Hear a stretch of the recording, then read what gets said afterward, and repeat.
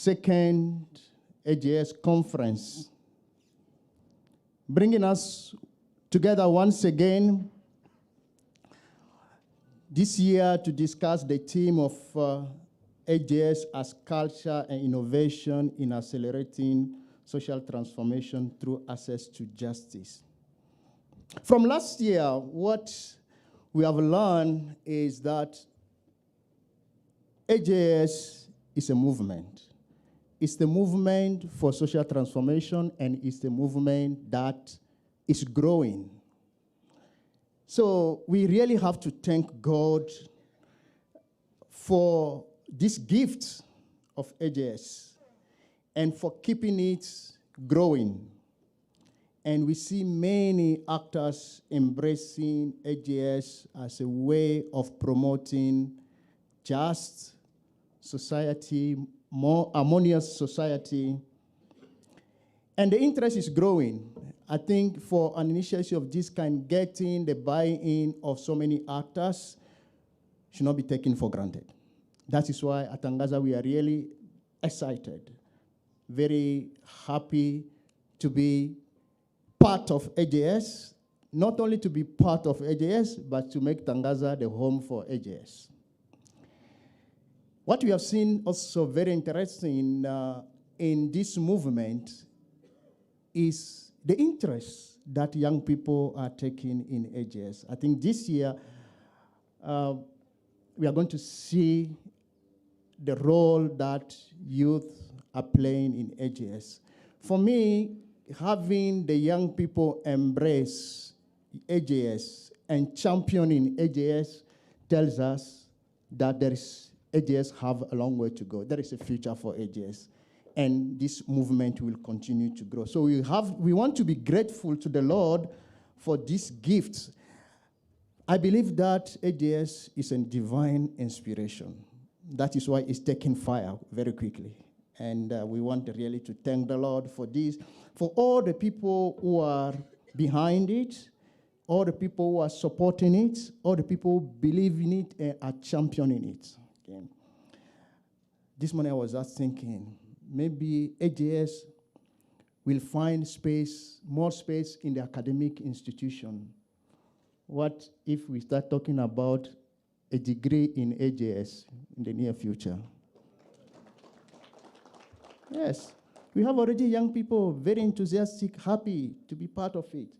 So I think that should be the next move. Probably our chair and vice chair, maybe we'll pick up that conversation and see how we start developing academic programs around AJS.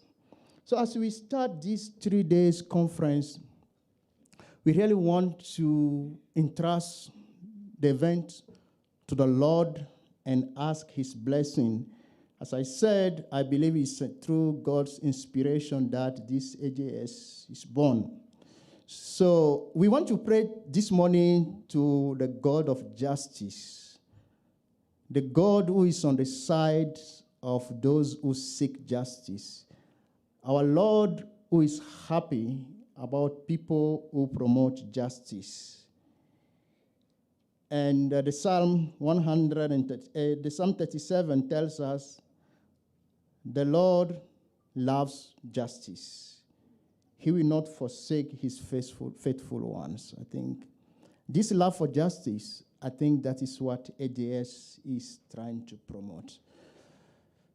So we want to put ourselves in the presence of the Lord and ask him to guide us. Ask him to inspire our conversation. Ask him to give us more energy when we finish this conference, that we continue championing AJS, we continue transforming society through AJS. Let's recognize that God is in our midst. We turn our hearts, our mind to him and invoke his grace, his blessing upon us this morning. Lord God, look with favor on your children gathered here for this conference on alternative justice system. You love justice, and you call us to love and work for justice. We implore your grace upon each one of us here, upon this gathering. We put all our plans, all our discussions, we put everything into your hands. We ask you to give us your wisdom and to inspire all that will happen during this conference.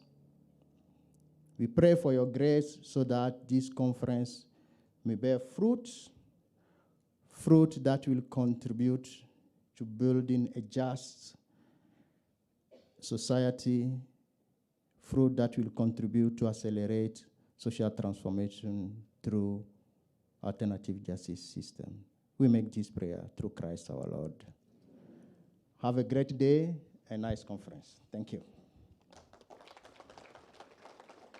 Thank you very much, Brother Jonas. I think we can do better. Can we give him a warm hand of applause? Thank you very much. So my name is Valerie Ojiambo. I'm going to be the MC for the morning session, and I want to welcome you. And I repeat, I know it's cold, and it's going to be as cold as it can get in Karen, and it will be as cold as the meeting lasts, but we are warm. We are warm in here, we are warm in Tangaza, and we welcome you. Feel at home.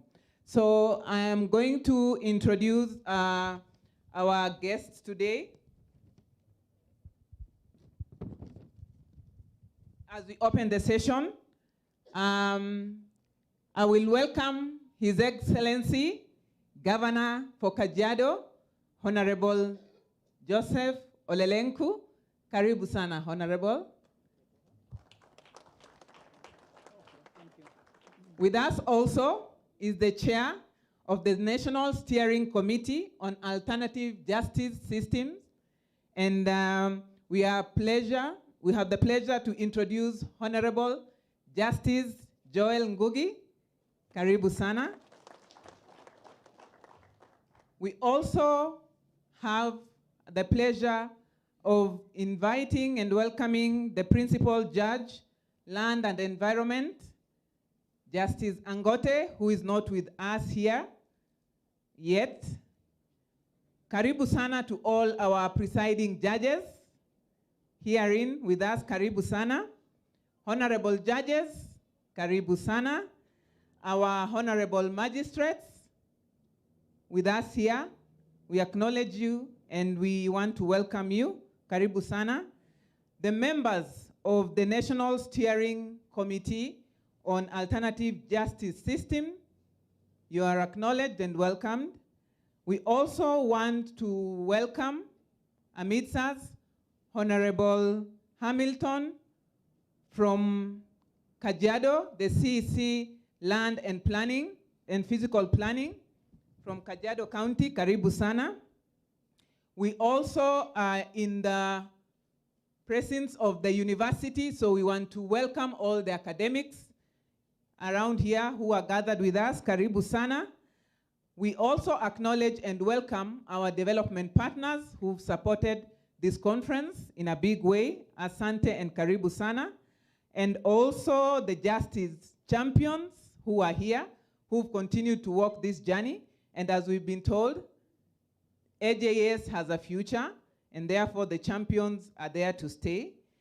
We also welcome our distinguished AJS practitioners who are here with us. Karibuni sana.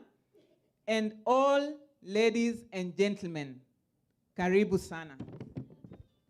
We also then move to the next session, and we are all aware of the conference we have attended.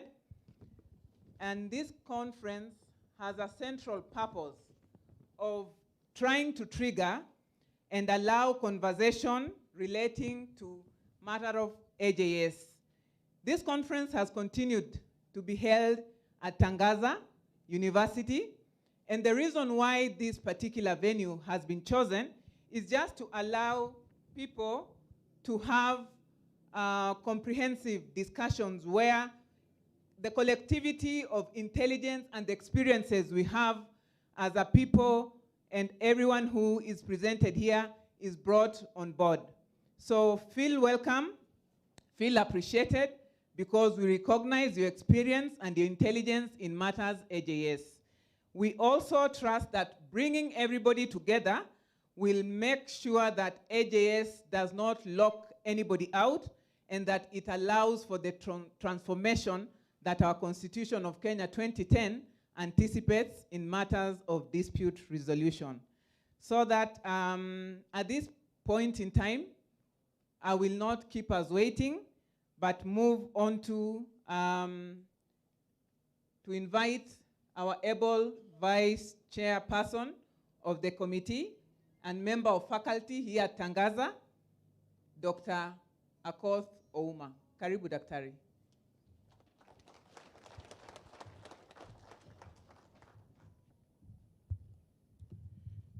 Thank you very much, Your Excellency, the Governor, Chair of our committee, Justice Joel Ngugi, all judges and judicial officers are present, and AJS champions.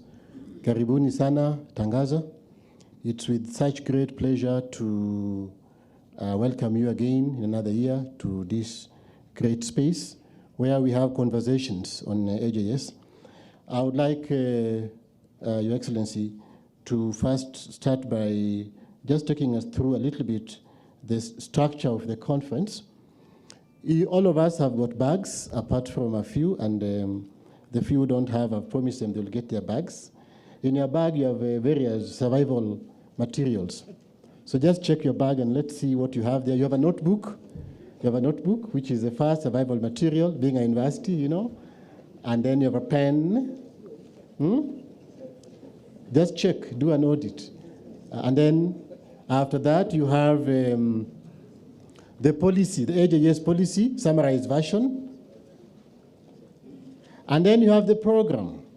And I would like to pull your attention to the program.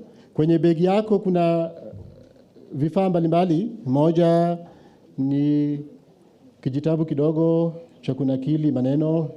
Alafu kuna sera ya AJS. Alafu kuna utaratibu program ambayo tutaitumia hapa. Can you confirm you have the program? Could we just see we have it? Excellent, yeah. Sasa this program, Honorable Florence doesn't seem to have retrieved hers. Honorable, oh, I'm so sorry. Please, anybody who doesn't have a program, just let us know. And then, okay, please, I'm so sorry. My colleagues in the Secretariat, if you could help make sure that we are filling into the programs. So please follow that up. Valerie, just check with Jemima so that everybody has a program in the wallet. That is just an error of omission. Sio kuonewa, ni bahati mbaya tu, poleni sana. Now, for those who have a program, alafu if you have a program and your neighbor doesn't have, sharing is a good thing. Thank you very much, Judge. Thank you for doing that. So the structure of this conference is different. Today, we have the principal guest being His Excellency Governor of Kajiado, who is the lead governor champion for AJS in this country. And then tomorrow we'll have the Chief Justice, who is the convener of the conference, leading us. And then the last day, we'll galvanize it as AJS champions. What is the structure of today? We'll have this morning where we'll have insights from His Excellency Governor and our Chair, Justice Joel Ngugi. And after that, we'll go into what we're calling AJS assemblies. That is, each constituency will have a session of its own. If you look at your program, that is what you have pages. So even programs not always have pages. So let's call it slide. Where the first part of the program, you'll see assemblies. We have county government, we have judicial stakeholders, we have civil society organizations, we have autonomous AJS mechanisms, then you have state-based. So we'll be directed at that time which room to go to. And that is the beginning of the conversation. If we start well with those conversations, then the rest of the conference will get its fire. So this is very interesting, and we thank the Chief Justice very much for allowing us to start by putting on the table what ought to be the agenda for the conference, which is different from what usually happens, where the leaders come, tell us what they think, and then they go, and then we now discuss what we think. Now here is, we start with what we think, we bring it to the table, and then they merge theirs with ours, and then we continue the conversation. So I invite you to embrace that structure as we proceed. So that is the structure of today, and after we have the high-level discussions here, we'll be guided which rooms to go to. For now, I've been requested, and I really thank very much our chair for this privilege, to make very short comments on the theme of our conference. The theme of our conference this year is AJS as culture and innovation in accelerating social transformation through access to justice. The new key word that appears there is culture. So allow me, as an anthropologist, to discuss a little bit what we mean by culture in the context of AJS, and also the way we see culture in the Constitution. Our reading of culture has got two meanings. Yani culture ina maana mbili. The first meaning of culture is what we've been told for many years by anthropologists when they invented the term in the 18th century, that it is these distinctive features that a particular group of people have. And these people ascribe to this, and they share them from generation to generation. And this is what informed people like Eugene Contran when they were doing the restating of African culture. So they thought that if you are a Luo, like I am, then there is one template of Luo culture. If you are a Mogekoyo, there's one template. If you're a Luya, if you're a Tugen, if you're, and so on. So that idea of culture is not necessarily untrue, but it has a small untruth in it. The untruth is that it forgets that culture is always negotiated. There is always a conversation. So it's very difficult to have a template to say every Luo behaves like this. Today in the morning, I met one of the presiding judge from Kakamega was teaching me to reread S.A. Mutieno, and I agree with her. But in our conversation, I was saying, when we read S.A. Mutieno, then this culture thing brings another idea. Because Wamboyo Otieno was saying that a Luo man can defect. But Umira Kagere was saying, if you're born a Luo man, you die a Luo man. In AJS, we think this idea of defection is very important, because the failure of our practices of customary law, the failure of Eugene Contran, is not appreciating this defection question. So the first idea of culture in our Constitution is these distinctive features that we have ethnically, anthropologically, as we say. However, we want to suggest that if you read Article 11 carefully, when it says culture is cumulative civilization, it takes into account the possibility of defecting. So the first idea of culture in the Constitution is culture as this anthropological characteristic that each various language groups can have by history, by religion, and so on. But there is a qualifier. You can defect. Kwa hivyo ukiwa Msomali, unaweza amua kukua Mborana.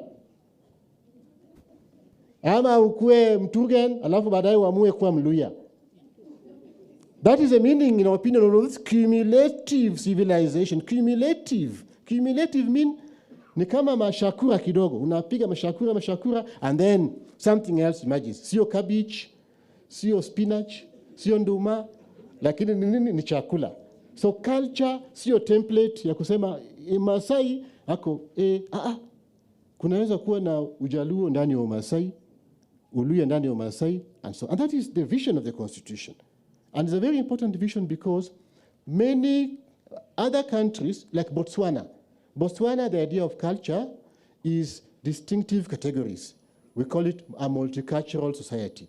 In Kenya, the idea is a plural society. There's a difference between culture seen in terms of multiculturalism and culture seen as plural. Hii plural tunaendelea kuitengeneza, and that is a reality. And that's a key thing in AJS.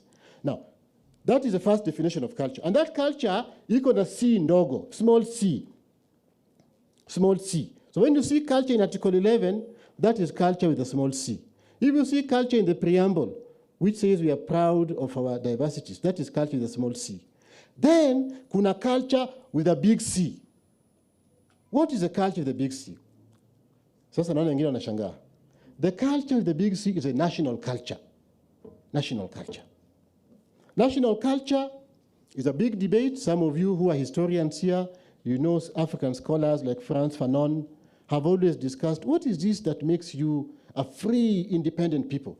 Ngugi wa Thiong'o, when he talks about decolonizing the mind, he's seeking, what is it that makes you a free person? How does a free African woman and man, boy and girl look like? That is what is disturbing Ngugi wa Thiong'o. And the Constitution, we think, has that question in mind.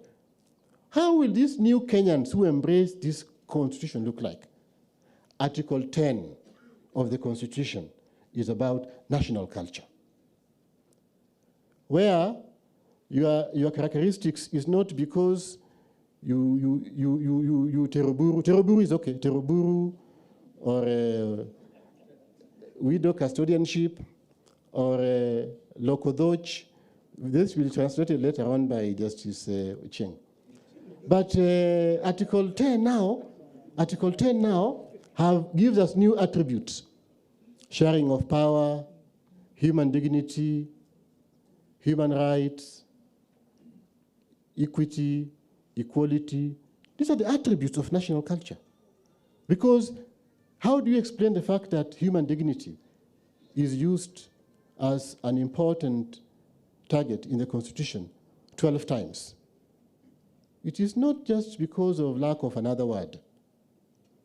So we suggest, therefore, that when you look at the issue of culture in our conference today, look at it in two ways. One, culture, the small c, our diversities, and that's why we addressed in diversity. And tomorrow, by the way, is a cultural day. But I was telling Judge that, be careful. What is cultural day to a modern Luo man? A cultural day for a modern Luo man is a three-piece. So don't expect me tomorrow to dress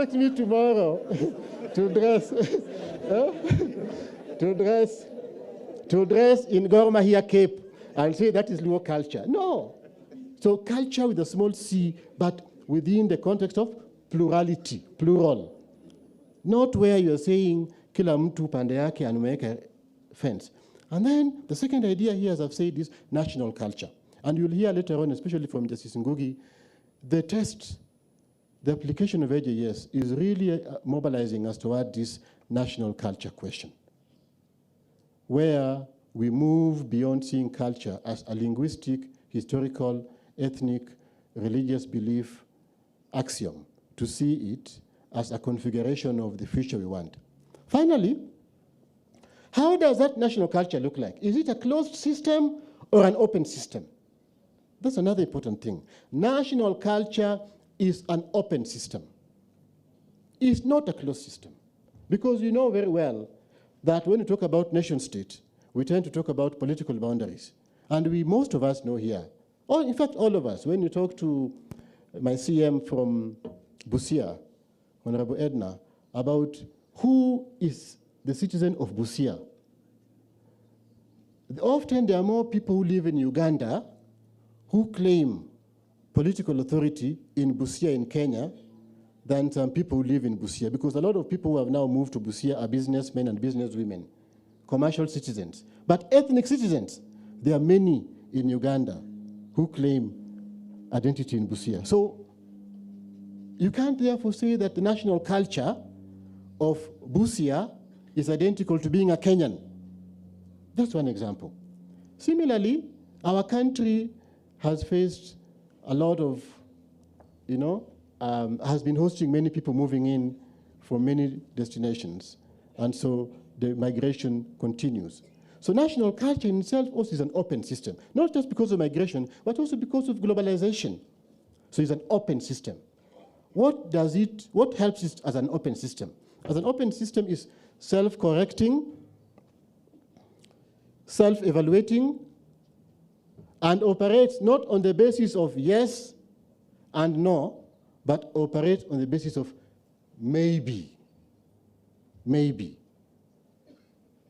So tomorrow, if in the house you shift from ugali to injera, and that becomes the staple of the house, maybe that's part of your now family culture, and maybe injera can become part of a national culture. So this notion of maybe is very important also when you talk about national culture. Because if you don't see it as a maybe issue, then you may end up violating provisions in Article 27. Maybe. So national culture is also always evolving. It's always developing. It's not yes and no. Maybe is the way to see national culture. With that, ladies and gentlemen, pardon me, part of what I do as part-time is to teach, but my full-time job is I'm a house husband, and I may ended up teaching, and I wish you all a good conference. And with that, now it's my pleasure and privilege to invite Justice Joel Ngugi, the chair of our committee, and I must say, my teacher for many, many years, to lead us to the next conversation, which is basically about positioning the trajectory of the AJS work, and after which he shall invite his former schoolmate, His Excellency the Governor. Chair, karibu.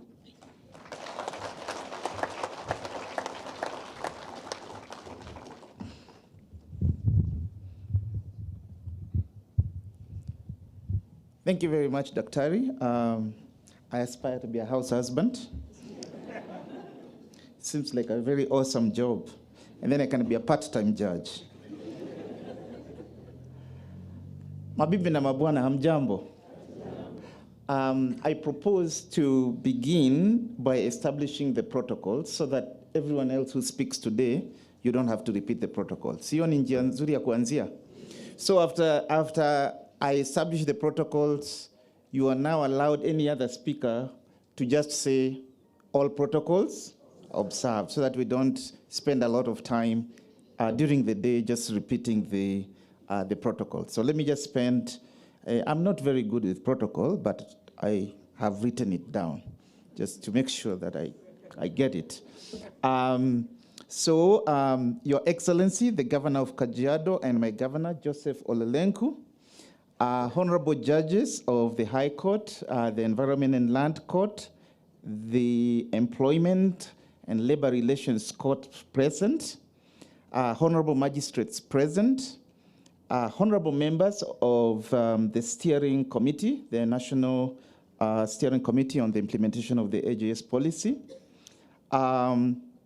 the officials of Tangaza University are led by Brother Jonas, our amazing ally, who is also the director of the Institute for Social Transformation. Distinguished partners and special development partners present. The eminent practitioners of AJS, wale wazee wote ambao wameweza kufika, ambao hufanya kesi za AJS. The awesome students of Tangaza University who are here. Ladies and gentlemen, I believe I have covered everybody. If I did not cover you in the first 10 categories, at least you were either a lady or a gentleman.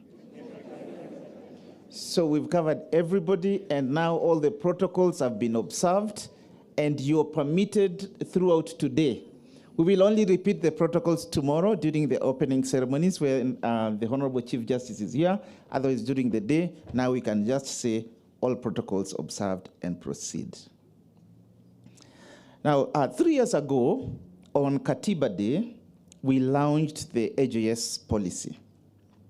When we did so, our ambition was minimally to animate Article 159(2)(c) of the Constitution, and maximally to change the conversations about justice in this country.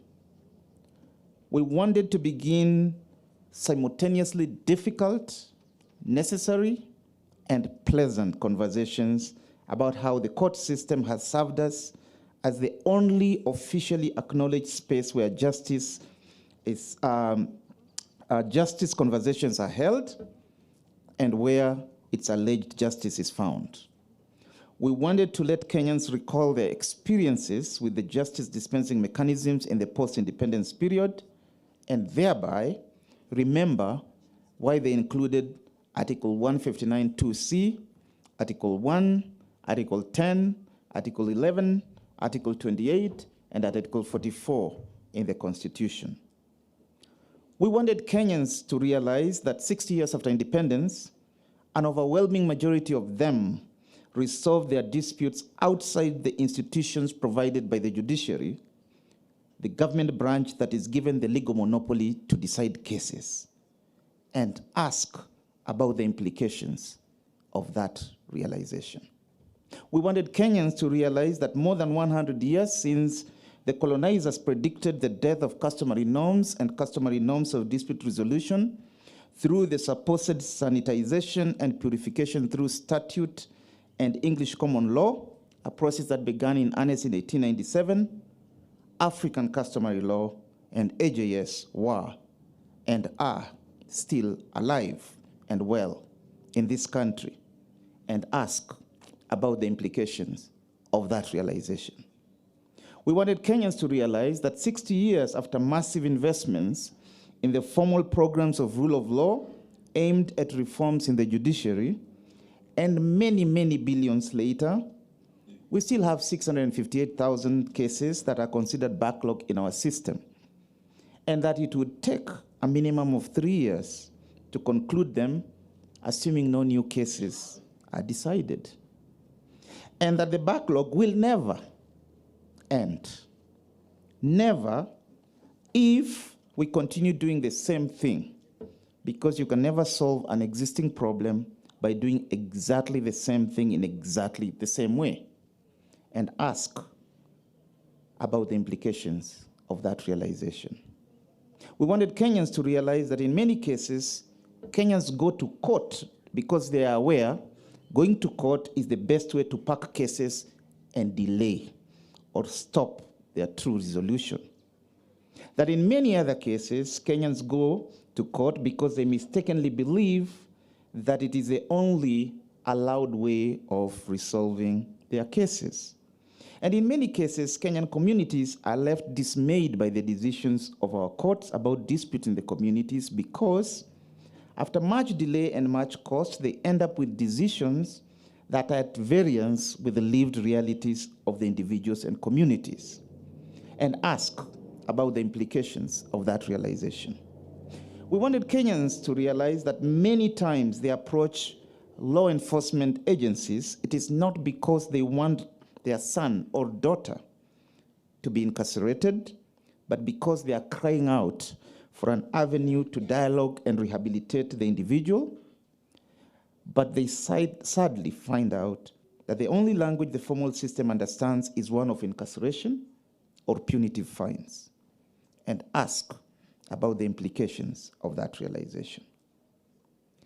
3 years after the AJS policy was launched, as we gather here for the second annual AJS conference, we have collectively much experience to share and discuss about these questions and these realizations. And the rich tapestry of these conversations and realizations will inform how we organically shape the future of AJS in this country. This is why, as Daktari started explaining, this conference is organized radically different than your usual conference. First, as Daktari said, if you did not realize it, the ceremonial opening ceremony is on day 2 of the program, and that is not a product of cognitive confusion. And neither is it because the Chief Justice was not available today. It is a carefully curated program because we wanted to begin with our lived realities of AJS today, with our thoughts. Second, the program very deliberately moves between meta theory, doctrinal nuance, practice, and back again, and diffuses the false binary between theory and practice, and demonstrates that there is much meta theory that is revealed in the everyday practice of AJS. There is practice in the everyday. Third, and related, this conference deliberately foregrounds and prioritizes real conversations about the doers, also known as practitioners of praxis, the union of critical theory and practice, a reflection and action upon the world in order to transform it. So, in this conference, the High Court judge is as much a justice theorist as an AJS elder from Kajiado. And the Assistant County Commissioner from Nakuru is as much a justice practitioner as a paralegal trained by LRF or FIDA. Mzesei of the National Council of Elders is as much a justice norm entrepreneur as the principal judge of the Environment and Land Court, and so forth and so forth. That explains the venue of this conference. Tangaza University is well known for its fidelity to critical praxis, especially in its Institute for Social Transformation. We are here because, like Tangaza University, we believe that social action must be informed by critical theory and vice versa. We are not here because we wish to evangelize and proselytize. So if you find too many crucifixes in the rooms or too many scriptures and scripture quotes on the notice boards, it is not because we aim to proselytize you into the Catholic faith, although I belong to it. We are here because we share something in common. I believe that the role of AJS in social transformation merits our serious attention, inquiry, and consideration. Fourth, true to our Constitution, this conference unabashedly celebrates our culture and insists that it is not correctly conceived. Our culture is not antithetical to justice and human rights. In doing so, we seek to explicitly decolonize the human rights discourse as applied to AJS. We wish to decolonize the notion that AJS is a space where untold atrocities of human rights are permitted in the name of culture. Instead, we reinterpret our culture in consonance with our Constitution and reinterpret AJS as a framework for aggrandizing human rights. That is why we will take time off tomorrow off our prosaic conversations to have performative conversations in the form of a cultural extravaganza, indigenous African food bazaar, and cultural pageant tomorrow afternoon. So please come dressed in all your cultural clothes tomorrow. And if they be three-piece suits, that I'm told is the cultural raiment for people from Ugenya, so be it, but it needs to be three-piece. If it's two-piece, then it is not cultural. Fifth, this conference makes it clear that the future of justice is AJS, and that AJS is about the future and not the past. I just need to echo what I said on Katiba Day in 2020 as we launched the AJS policy. The AJS policy is about the present, not the past. It's about normative frameworks relevant to the 21st century, not unrealistic slices of a romantic past straight from the Cultural Museum. This policy, this AJS policy, is about animating our transformative constitution, not about relieving a past accentuated by any form of oppression, including patriarchal oppression. This policy is about aggrandizing human autonomy, not shrinking human rights and human dignity. So this is not your usual conference where you're expected to remain stiff, like you are now. This is not a conference where you're expected to remain stoic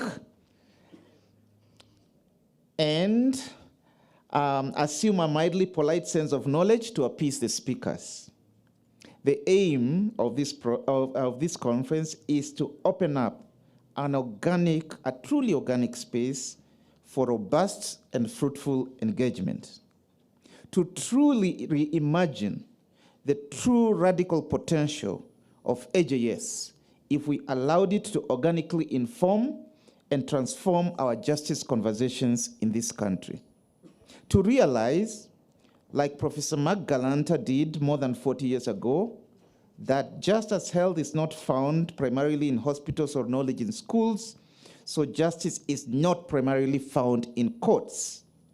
That we will find ultimate justice when all our institutions, governmental and non-governmental, work to enhance the justice quality of the relations and transactions in which people are engaged, and then invest in that endeavor.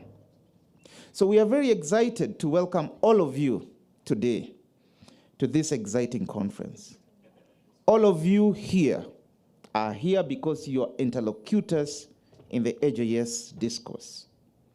All of you have something interesting and profound to say about AJS.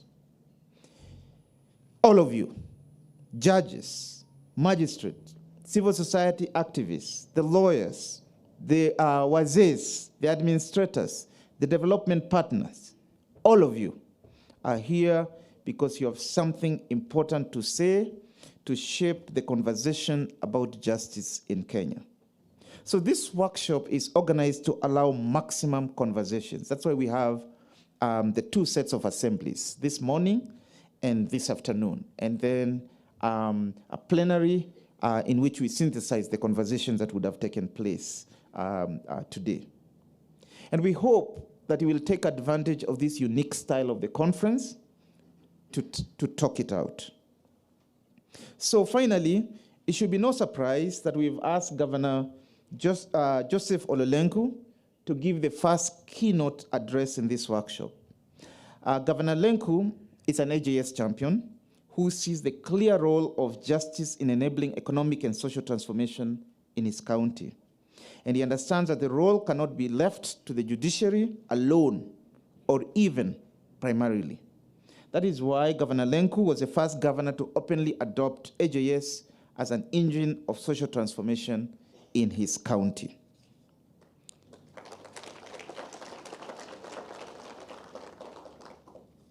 So, we're excited to have you, Governor Lenku, give our first keynote address for this conference.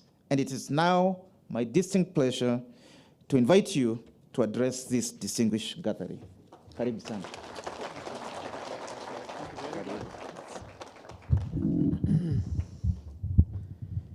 Asante sana, Honorable Justice Ngogem. And I will do a little protocols, or short protocols, now that you have allowed us to apply the famous all protocol observed as Kenyans fondly do that. So Honorable Justice Ngoge, Court of Appeal Judge, Kisumu Law Courts, and Chairperson of the National Steering Committee on the Implementation of Alternative Justice Systems Policy, Honorable Judges and Magistrates present here, including our own presiding judge in Kajiado, Lady Justice Stella Mutuko, Dr.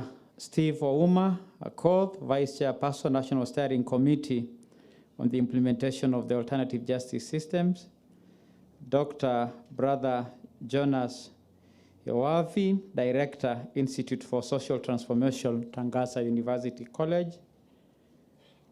All stakeholders present, ladies and gentlemen, all protocols observed. Good morning. Habari za asubuhi. Allow me to make a confession that while I knew I would be invited for this conference, being a champion of AJS, and also Kajiado being the first county to champion this cause and being the governor of Kajiado, I actually did not expect that I will be asked to make the keynote address. Nevertheless, for the records, and just in case anyone here gets tempted to misquote me, let it be known that I'm not complaining about this invitation, and I'm actually privileged to take this platform, and I do it gladly. I am particularly glad to speak on the topic of alternative justice systems in access to natural resources for reasons that most of you probably already appreciate. As the governor and the son of Kajiado, I am more than familiar with the challenges of actualizing justice in access to natural resources. While natural resources are varied, allow me for this particular conversation to focus on land. The subject of natural resources is wide, and so for the case of Kajiado, which I will heavily focus and narrate a few experiences, allow me to focus on land. As is widely known, Kajiado is historically and predominantly pastoralist county and the ancestral home for the Ma Nation. Of course, lately, Kajiado is loosely referred to the bedroom of Nairobi, thanks to the influx of many Nairobians coming to Kajiado. So we are also happy to hold that title of hosting Nairobi. Without delving too much on history, the pastoralist tradition of the Ma Nation have placed us in the curious and unfortunate position of being Kenya's most mainstream and yet quite significantly marginalized community. The Ma Nation, more than any community in Kenya, routinely traversed, domesticated, and named nearly half of the places in this country. From Oloitoktok in the south, where Justice Ngoge and I come from, we already told that Justice and I shared a classroom in DB Primary School in Oloitoktok. Through Nakuru and spreading to Narok in the east, Oljororok in Nyandarua, in the west, through the plains of Laikipia and Samburu, and pushing north towards Ngishu Highlands. The Ma Nation roamed the expanses of this country and made an indelible mark that is memorialized in the enduring names that our ancestors gave to all these places. No wonder Professor Richard Walla referred to the Maasai as the Lords of East Africa. Yet, the Ma Nation is also a significantly marginalized community with no access to the natural resources in most of the lands we historically relied on for our livelihood, compounded by climate change and settlement pressures on the remaining piece of land. We have had to suffer significant losses because of climate change, and of course bear the pressure associated with increase in population. I do not make this reference to the historical reality as an excuse to cast aspiration on our modern nation state or in any manner to imply our entitlement to half of Kenya. Kajiado and other predominantly Ma counties of Narok, Samburu, and Laikipia are proudly and unquestioningly Kenyan and fully cognizant of the prominence of existing prevailing here and now reality over the historical records. In any event, I'm aware that historical injustices, particularly as it relates to land, may be most graphic among the pastoral communities, but is not unique to them. Other Kenyan communities, most notably those in the Mount Kenya region and in the tea plantations regions of Central Rift Valley, have outstanding issues over unjustly lost lands.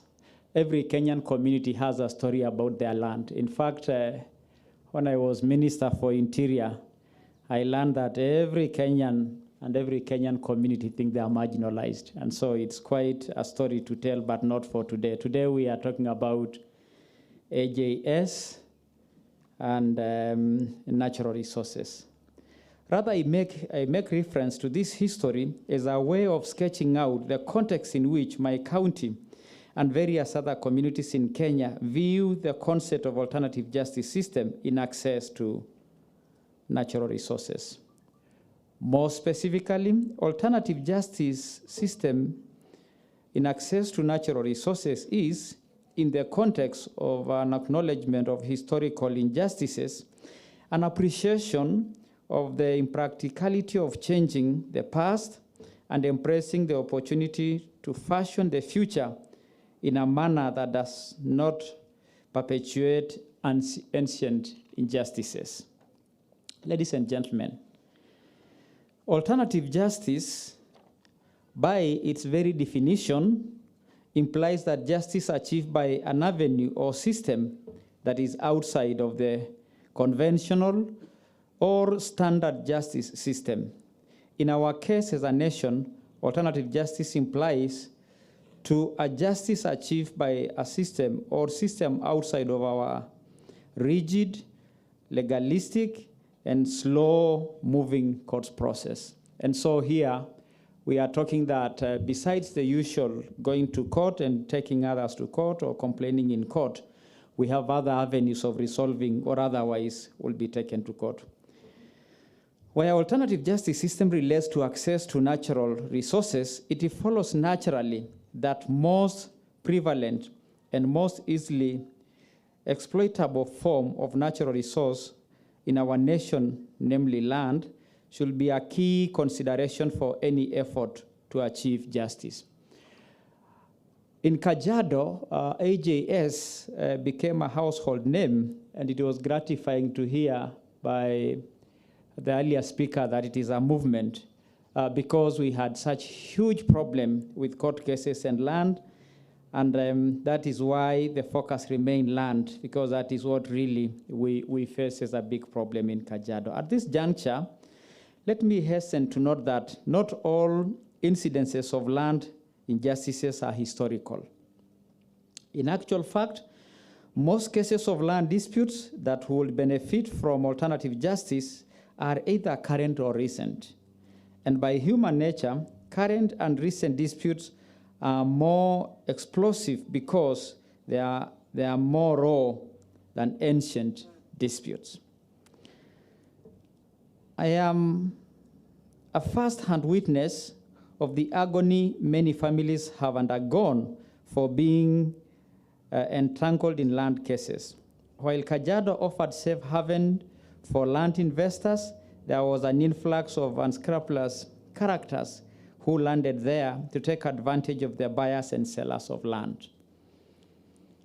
These land scams, I dare say, were to some extent aided by rogue government officers who often worked in cohort with the highest bidders.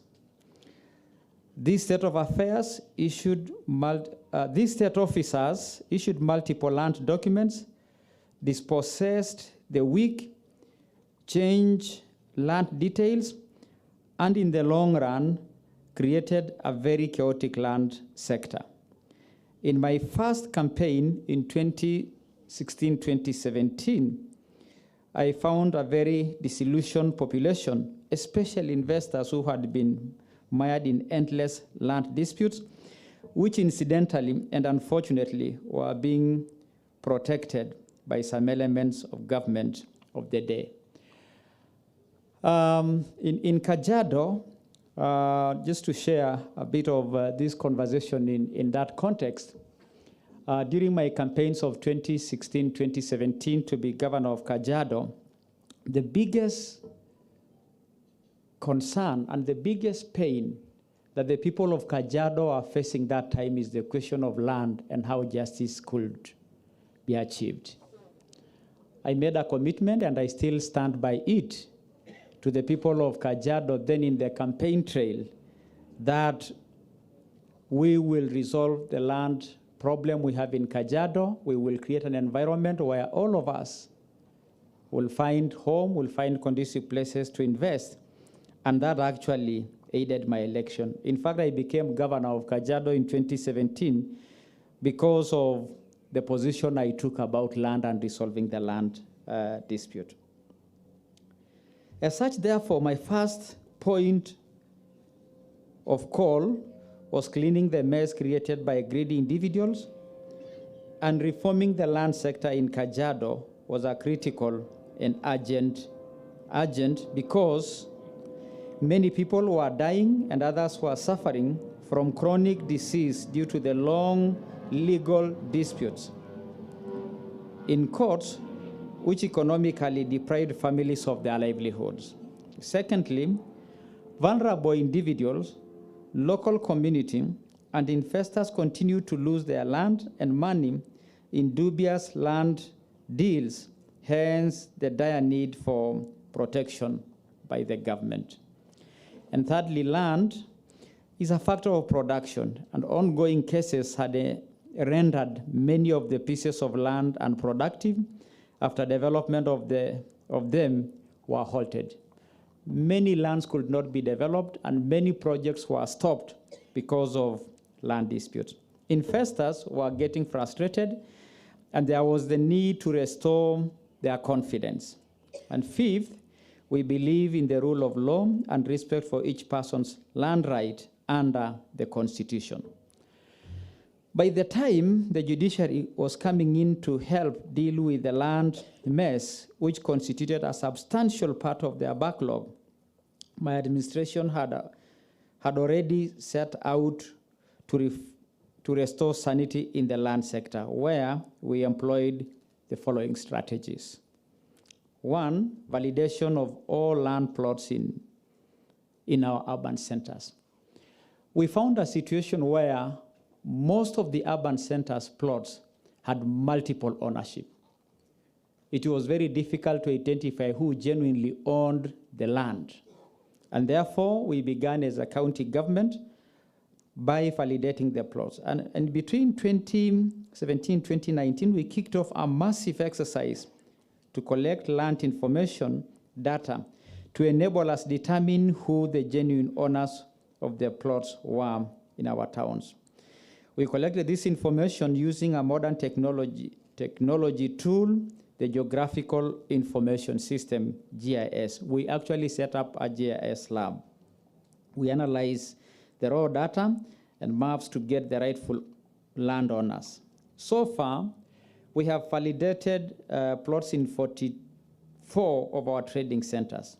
After validation, we issued the genuine owners with highly secured allotment letters that were accepted by commercial banks as collateral.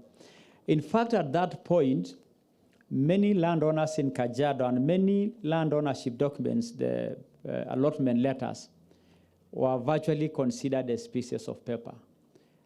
Once we did the validation, introduced more security features into the new allotment letters, now the commercial system picked it, and all of a sudden they were accepted as collateral and for development. And that has really ensured a fast-paced development in our county.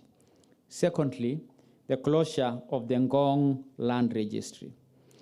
We drastically closed the Ngong Land Registry for 6 months, and more than 10 key land officers were arrested.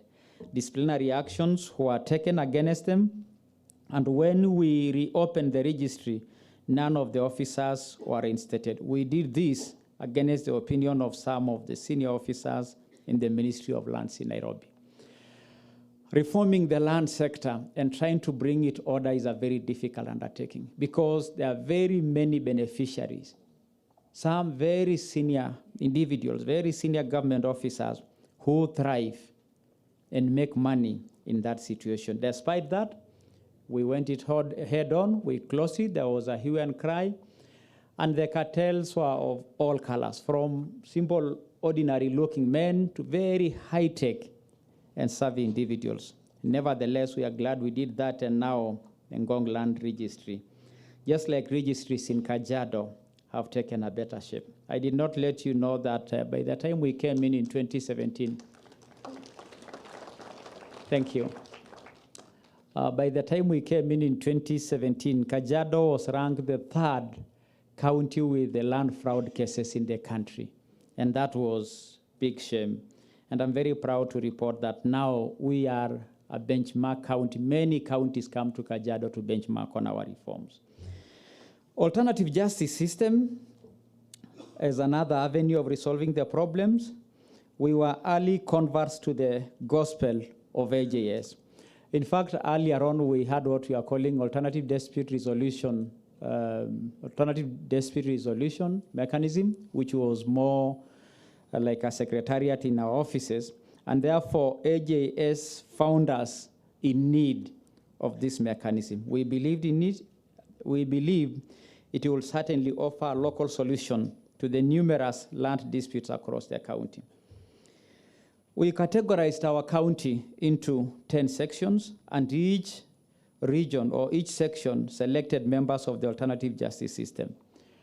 Kajiado County, being largely Maasai settled areas, have many mechanisms of segmentation. We have our subgroups. I'm sure many of you have heard about Puruko, Kekonyokie, of course, Justice Ngoge and I are Kisongo, that is the Loitoktok group. So what we did, we gave each group the leeway to select individuals who run their mechanism. By virtue of our culture is fairly structured, and we take pride in being, I think, the most cultured community. I heard our brother talk about the three-piece suit. Unfortunately, I'll not join you with my shukas tomorrow. But culture aided us in a very big way here. First of all, our county has such settings. And we took the urban areas to also set up as another section. The urban areas here, we are talking of Ngong, Rongai Kiserian, and of course Kitengela. And we gave the other sections, the communities or rather the sub-tribes of the Maasai, they are there. But of course, appreciating that we have other Kenyans living in our midst. And these communities picked individuals, honorable men, some situation achieved, somewhere a council of elders man, in some instances, mkubwa wa muskiti, mahali ingine, mzee wa Katoliki, because Catholic is very big there, and communities pick individuals who they think will talk for them. So far, the AJS committees have received 143 disputes, and they have successfully resolved 70 cases, which is 50% of the cases that have been taken to them. The big unique thing about AJS, is that it has a mechanism of creating a win-win environment. We are all aware, many a time in our court settings, it heavily creates a winner and a loser. You know, so when you are going to court, you know you are going to win or you are going to lose. But one of the things that the AJS have shown in Kajiado, it invokes cultural values, it brings the old justice, it is less legal, it is less expensive, and it encourages a conversation that tuongee ukweli. Wewe unajua hii plot ni ya Mama Peter. Na unajua Mama Peter. And it is in an open situation, so hakuna Kiingereza mingi.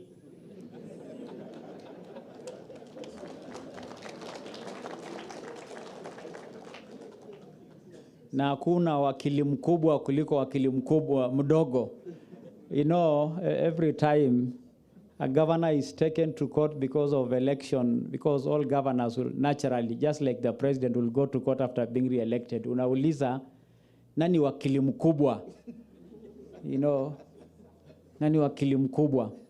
In this situation, we don't have such. We talk it out the Maa way, and many of the people who have come in our midst have accepted it. And our Maa culture is fairly structured. Each age group, and Justice was lucky to land in my age group, but kwa mwisho kabisa. Each age group has a leader. And this leader of age group, when you are elected as a leader of your age group, you become like the father of the age group.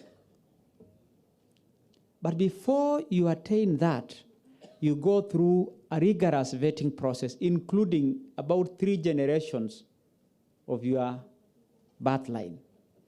In some instances, it will be said, oh, you know the father, the great-great-grandfather ndiye aliua you know, you are not allowed to kill unfairly. You know, people think Maasai warriors ni kuua tu hapana. There is a way of doing it.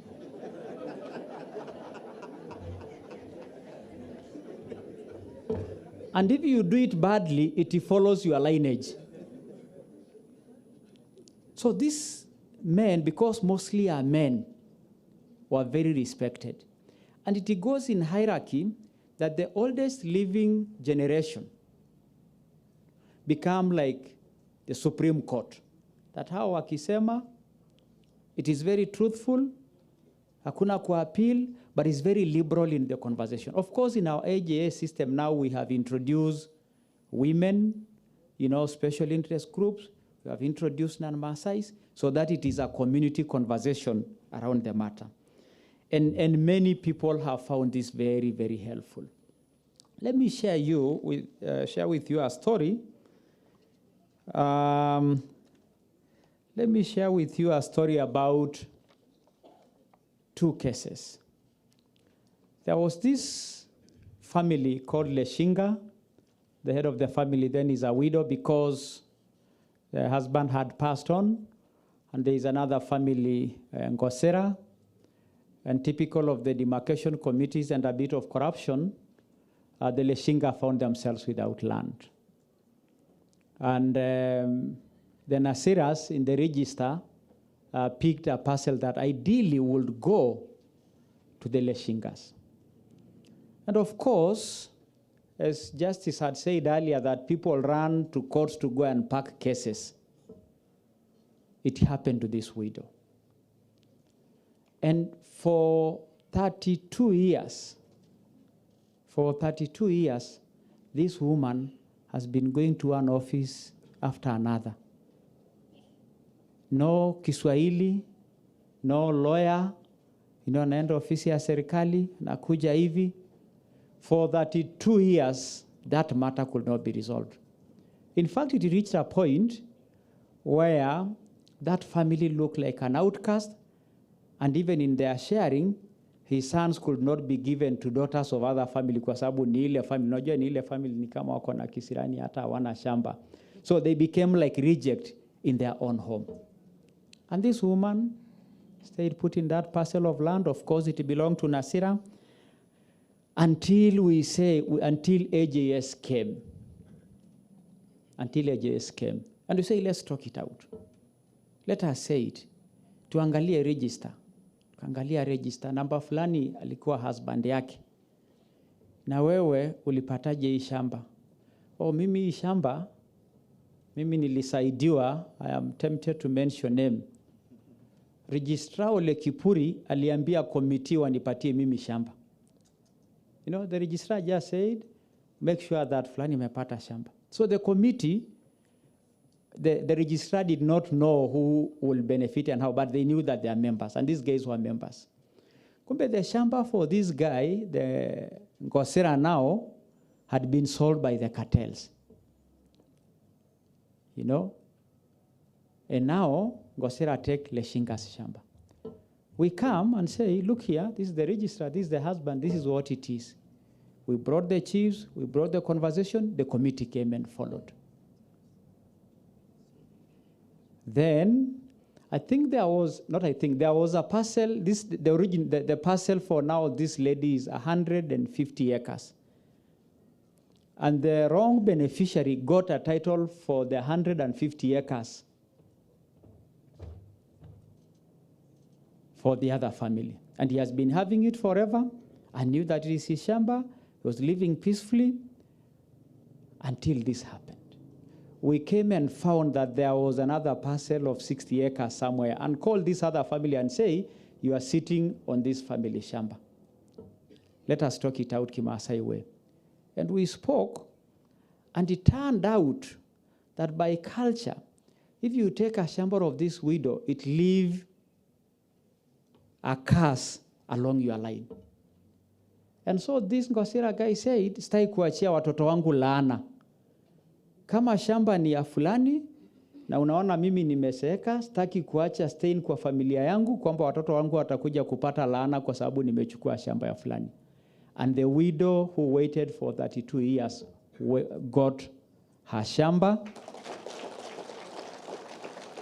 And the other family got their little parcel on the other side, which is a lot less, but it is theirs. And this mzee said, I am better off having what belongs to me without a curse, rather than having what does not belong to me and leave a curse for my children.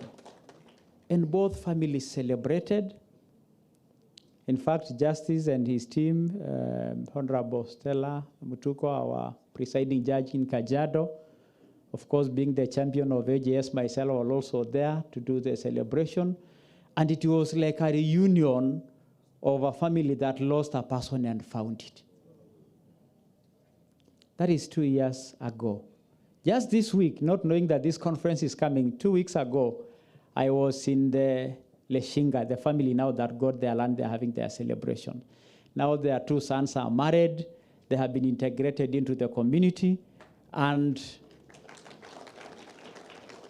all the bad insinuations were gone, and everybody's living happy. This is what I said earlier. It is less expensive. This woman could not get her justice because she did not have a lawyer to follow for her, or she did not know Kiswahili to know where to seek that justice, or she had no mechanism. The other guy was sitting on the other land wrongfully, not with his intention. He never knew, he was not doing it out of malice. But of course, if we want the court way, our system will say, kama uko na title ni yako. You know, that is what our system will say. So naturally, the guy will be told, ni yako, sababu uko na title. Na si ndio hii. And therefore, alternative justice system brings some very important insight, brings some values, brings some harmony, and even entrenches peace in the communities. Normally, you will find that land or in land situation, when you get land in such a fraudulent, legal way, kotini imeamua, you sell quickly because the guy who has been disfranchised will know he will come for your neck. So you will never again enjoy that kind of decision because it leaves the other side feeling that I have been mistreated. Mimi nimenyang'anywa plot yangu kwa sababu yule ni tajiri. Sababu ule amesoma na mimi sijasoma. Sijui nani amempatia huyo. AJS resolves all those issues and live a peaceful community. Just shortly, when I live here, I'm going to Transmara. You have been seeing the squabbling, actually the fight in a place, a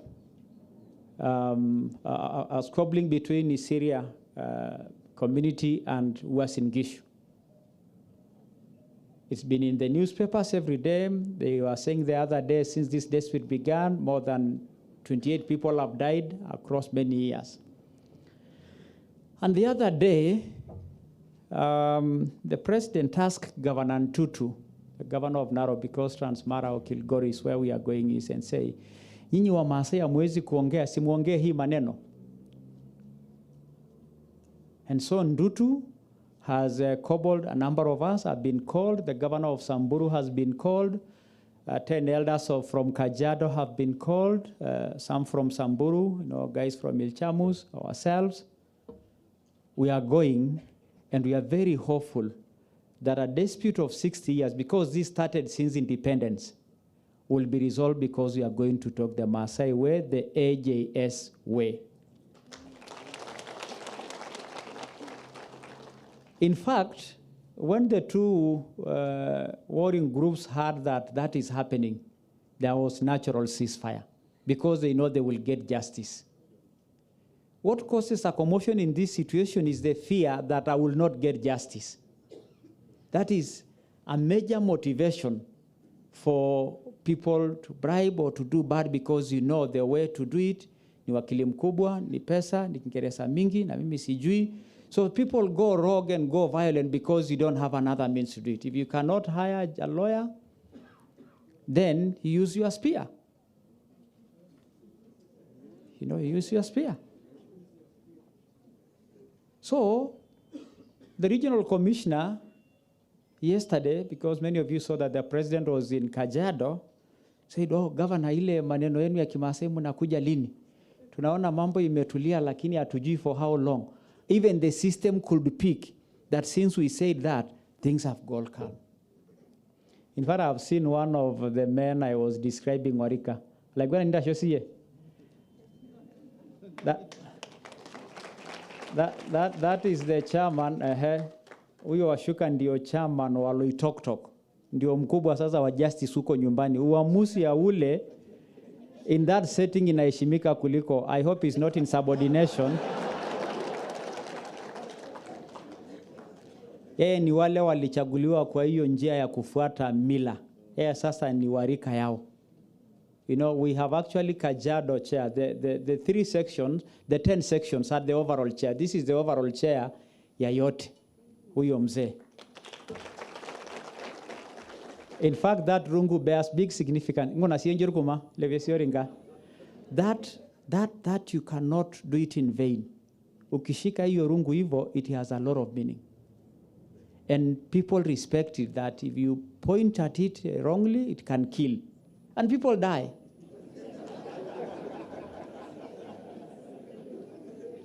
But before you are allowed that, before you are allowed to have it, and it is blessed, there is a lot of, you know, training, culture, things. So it's just like seeing a policeman with a gun, you know, or escorted one here. It's a very little thing. But the person has been trained that you don't use it carelessly, isn't it? And so from here, I will actually be going to Transmara to, hopefully we will have a testimony, justice in the 3rd. This is the 2nd conference, annual conference. Hopefully in the 3rd conference, we will bring you testimonials of how that goes. But we are very, very hopeful. I think more important is that people now know there is a place you go. There's a cheaper place. There's a place you'll get justice. There's a place that tutaongea our way. And I'm sure every community had their way of solving problems. And so we want to invoke that, of course, recognizing that many things have happened along the way. It is also my hope that in doing so, the conference will consider, it is my hope that this conference will consider alternative justice system in resolving natural resources by individual citizens as well as communities. In fact, we are saying that we are now having conversation amongst the many communities living in Kajiado. I am very privileged to be a governor of a small Kenya.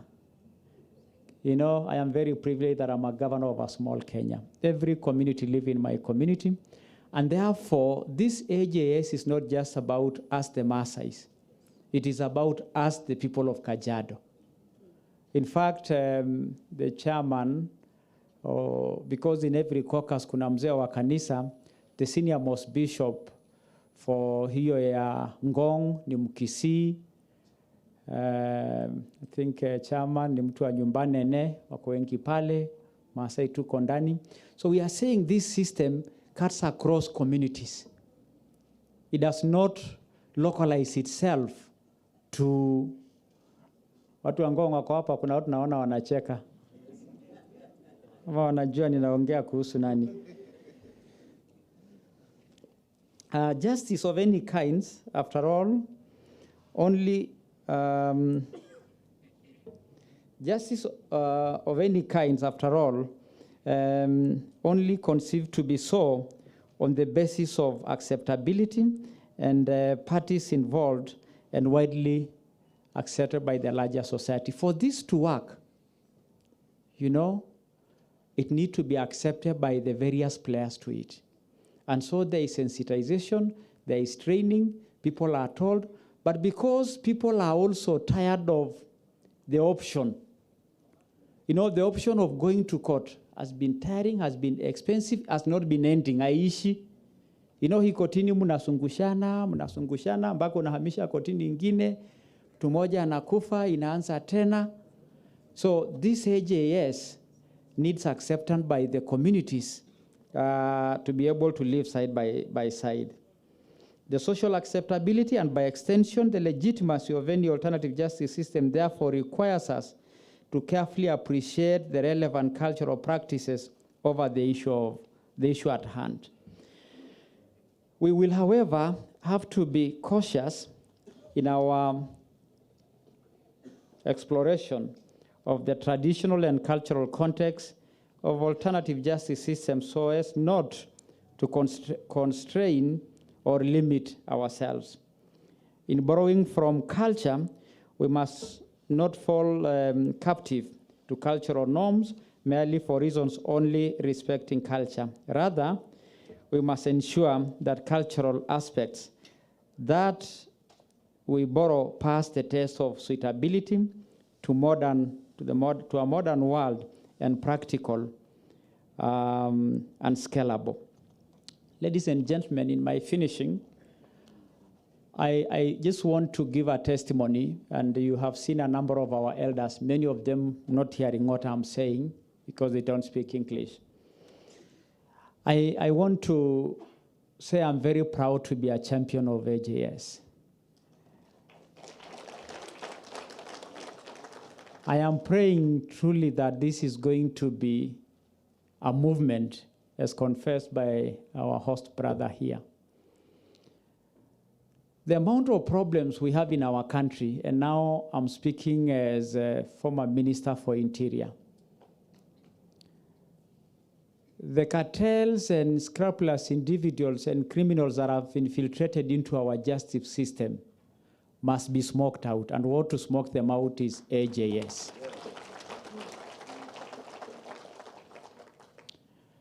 I told the President yesterday that in our journey for a transformed and sustainable Kajiado, which is our vision, if we do not solve land dispute, remove cartels in our land system, our vision of a transformed and sustainable Kajiado is nothing but a story.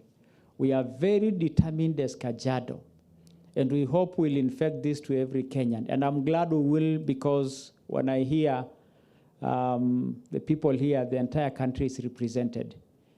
Let us all push AJS to solve the many problems that are bedeviling our system, our justice system, our land system, our natural resources system, because as Africans, we had our ways, and now collectively as Kenyans with the culture of capital C, I just learned that kuna capital C na C kidogo. I think I've been focusing a lot on C kidogo. Let us leverage on this AJS on our big C, the Kenyan culture. And I have no doubt that this will succeed. My brother, Justice Ngoge, is our chair. I pray that the Lord uses you and all of us here and out there to bring a new order to our country. Asanteni na Mungu awabariki sana. Thank you very much.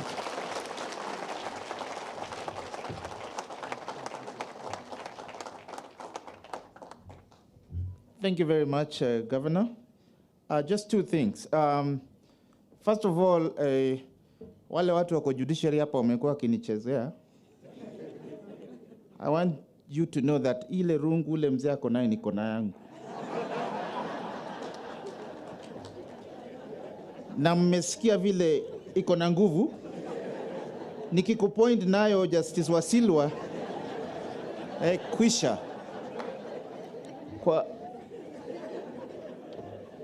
Kwa hivyo najua mko mnajua, sasa mmejua. Mchunge sana. Secondly, I just wanted to just say something about this story about Kajiado, that about the Leshinka's story that the governor has told. I think it's important. It's a very poignant story for us as judges, because when I talked, when I found out about this case and talked with the family, one of the things that became clear was that this mzee had a case in court. He had the title. He knew he was going to win in court. Now, usually, people who delay cases are the ones who think they will lose, right? This mzee did everything possible to delay the resolution of that court because he did not want to win. Okay? Because he feared if he won and he divided that land and gave it to his sons, he will be passing a curse to his sons. So he did not want to win. Okay? That should give us a very, very profound perspective on the justice that we deliver in court. So the day this case was resolved, he said something so profound to us. And Justice Motuko was there. He said, "Thank you for saving me from passing on the curse to my sons and to the 7 generations after." That's what he said. So that to me was very powerful. And he told me that what we are doing here goes so far beyond just the issue of legalistic justice. It's something much, much more. And it's something that we have to just have in mind. That's why it's more of a mission. That's why it's more of a movement. So as we are here today, as we are here in the next 3 days, let's just think of the different ways in which we can make this movement grow, because there is no way we would find a testimony like that when you decide a case. When you decide a case, there's no day someone will tell you, "Thank you for saving me from a curse, from passing a curse." One side will go away celebrating, and the other side will go away. Yes. So that's a very interesting and I think a thought-provoking way of starting our workshop. And that brings us to the end of the first session. And Daktari will now come and tell us what we'll be doing next. Thank you very much. Karibu sana, Daktari. Thank you. Thank you very much, Your Excellency. Thank you very much, Judge. Members, you agree that we are up to good things.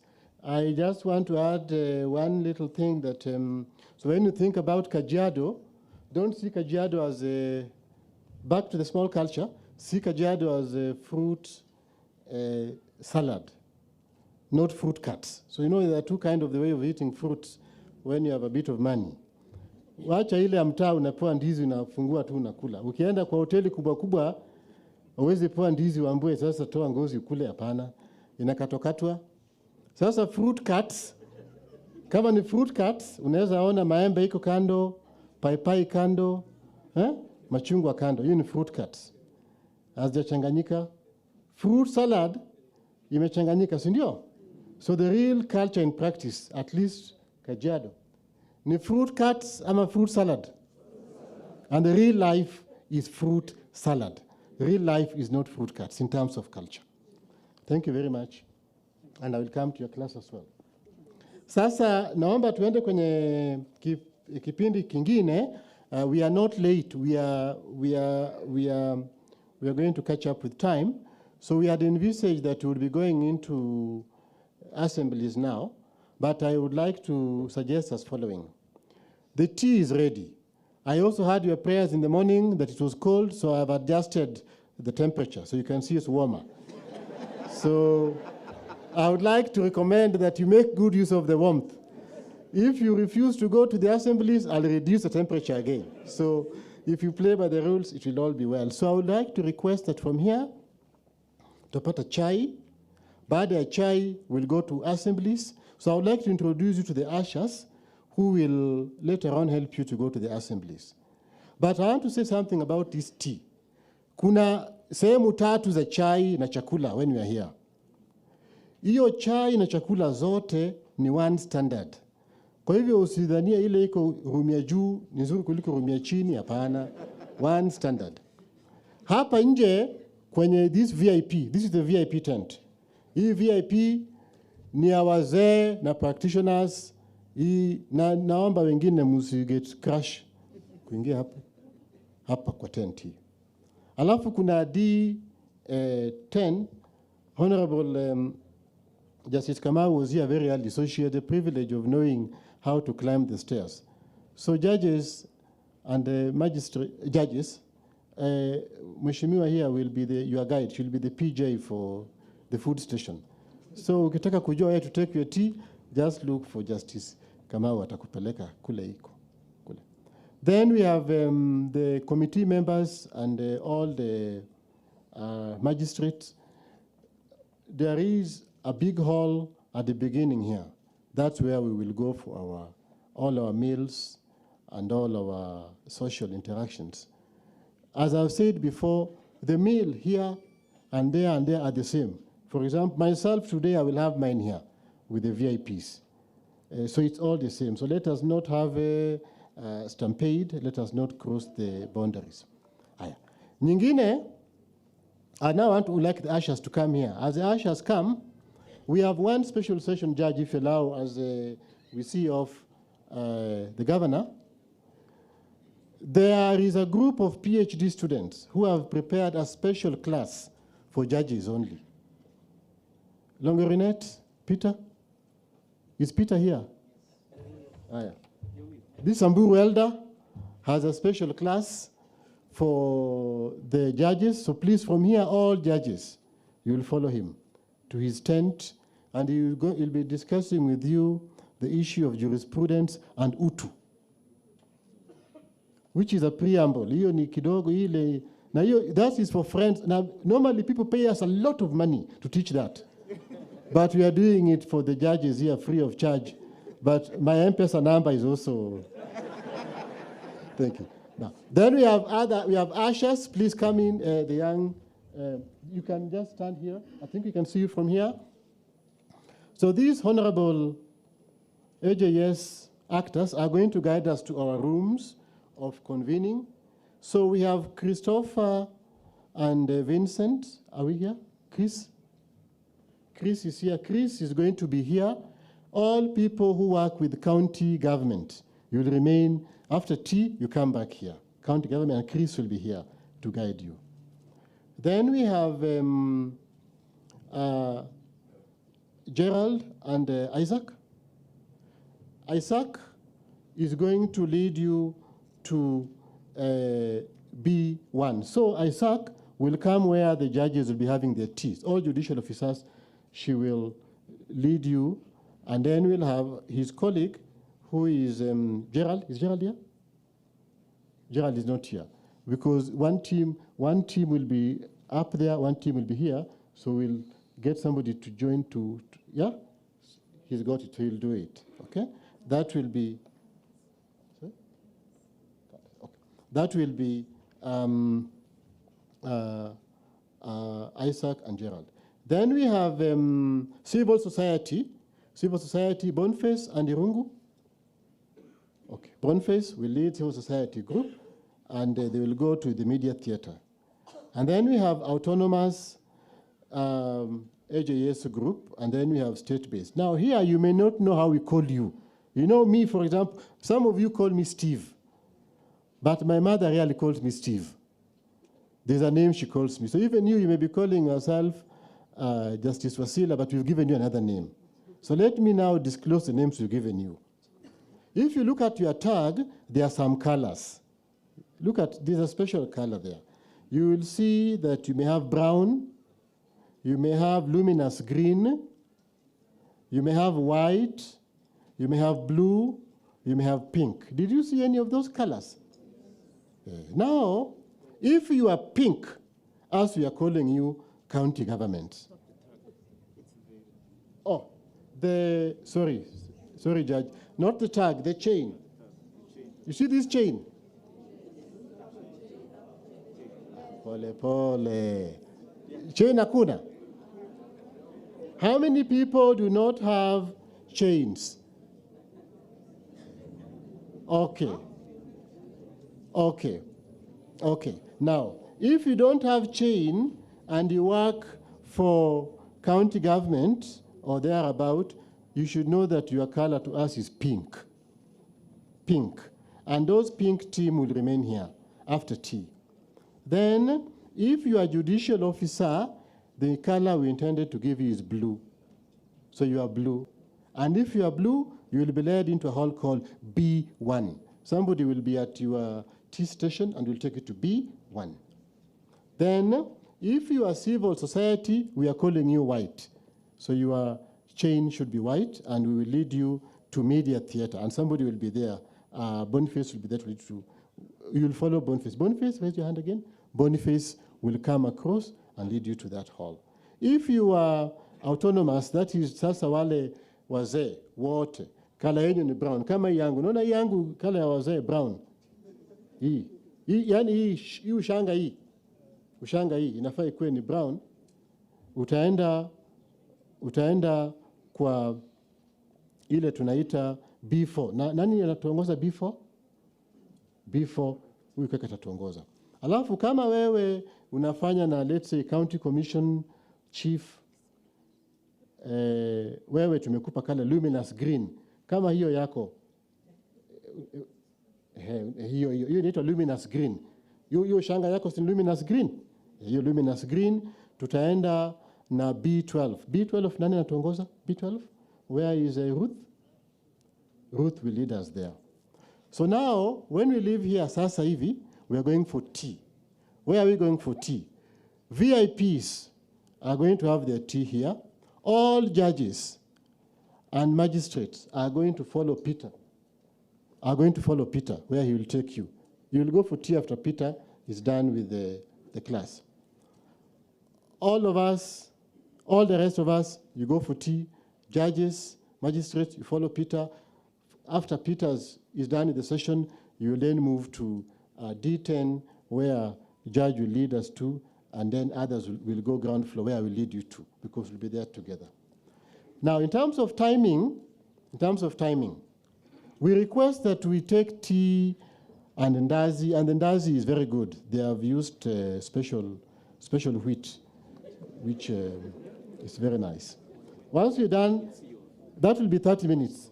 After that, we now go to the various sessions. So you have 30 minutes break, then you go to sessions. So you'll be told when to come back later. We'll adjust a little bit the program to about 45 minutes. The lunch will be a little bit late. So when you're taking tea, take at least 2 cups.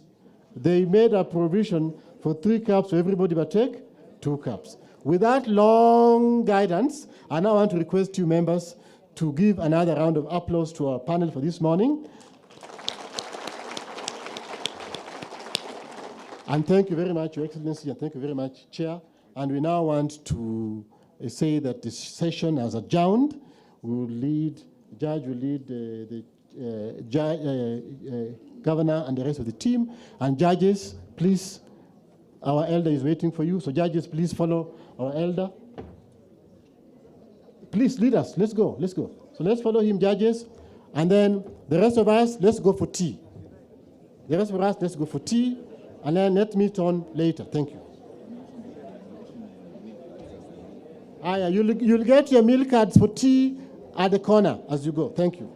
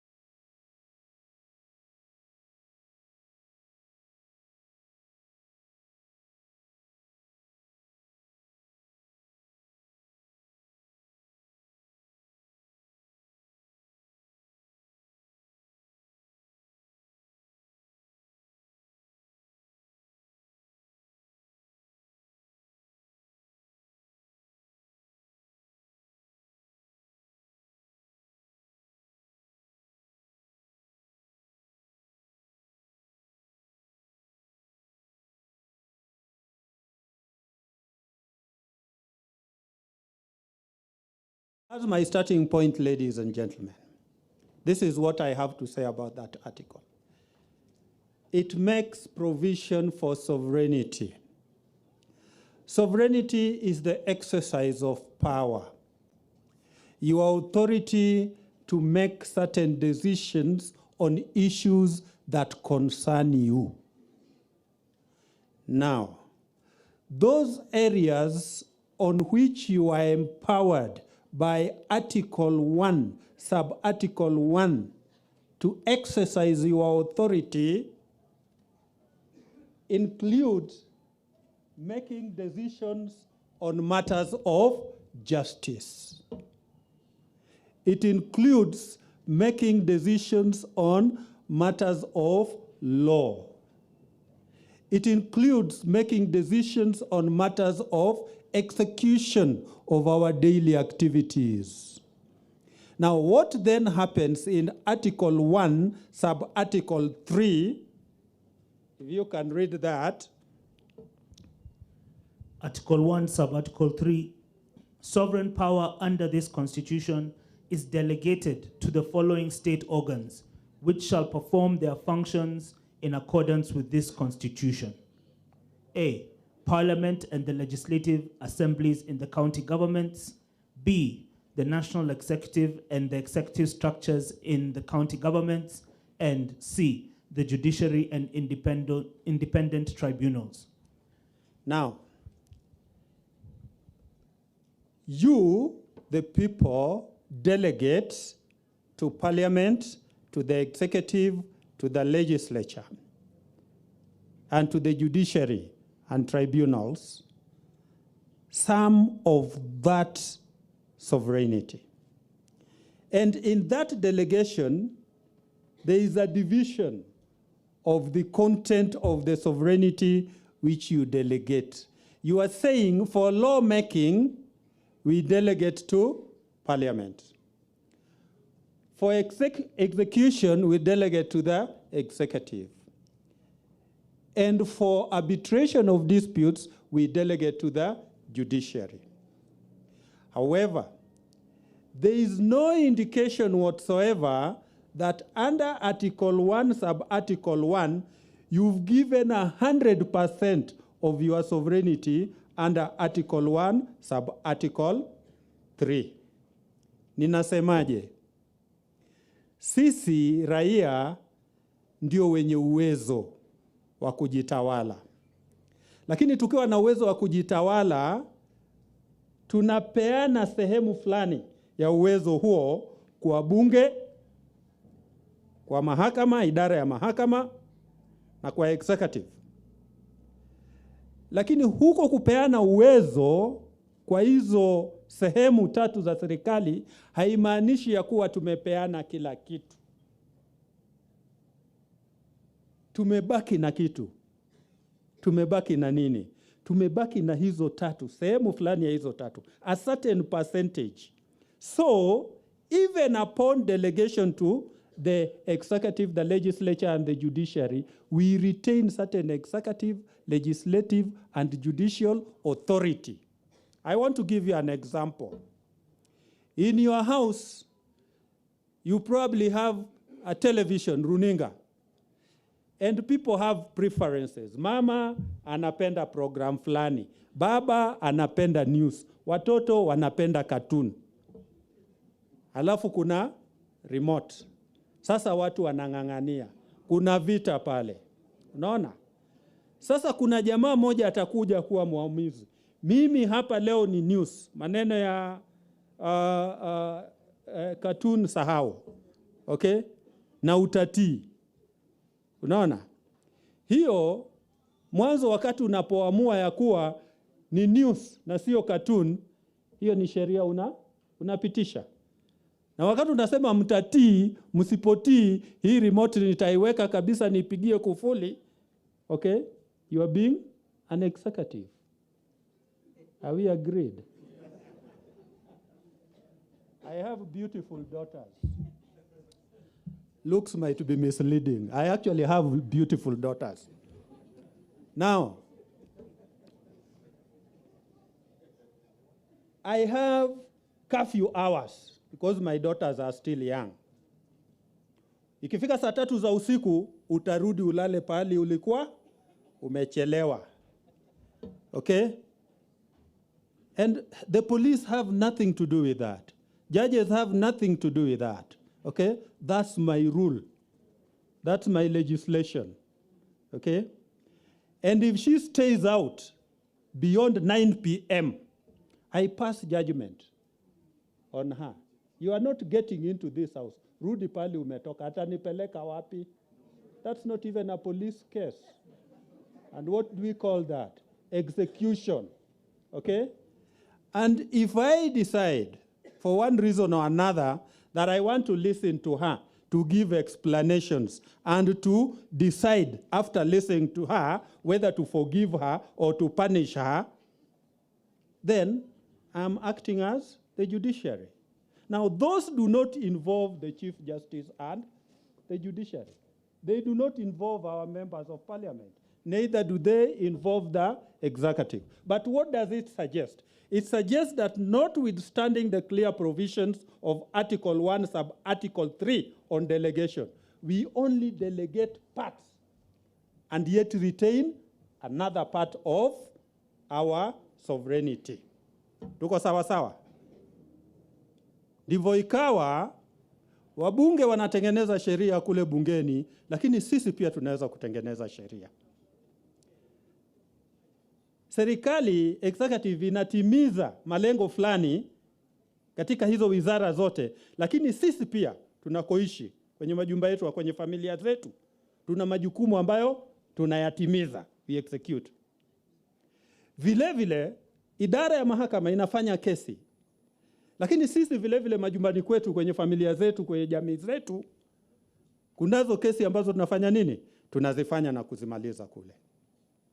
Swala nalosema ni hivi, sio sharti ya kuwa kesi zote ambazo hivi kwamba zinajitokeza ziende wapi? Mahakamani, kotini. Na sio jambo la kulazimisha.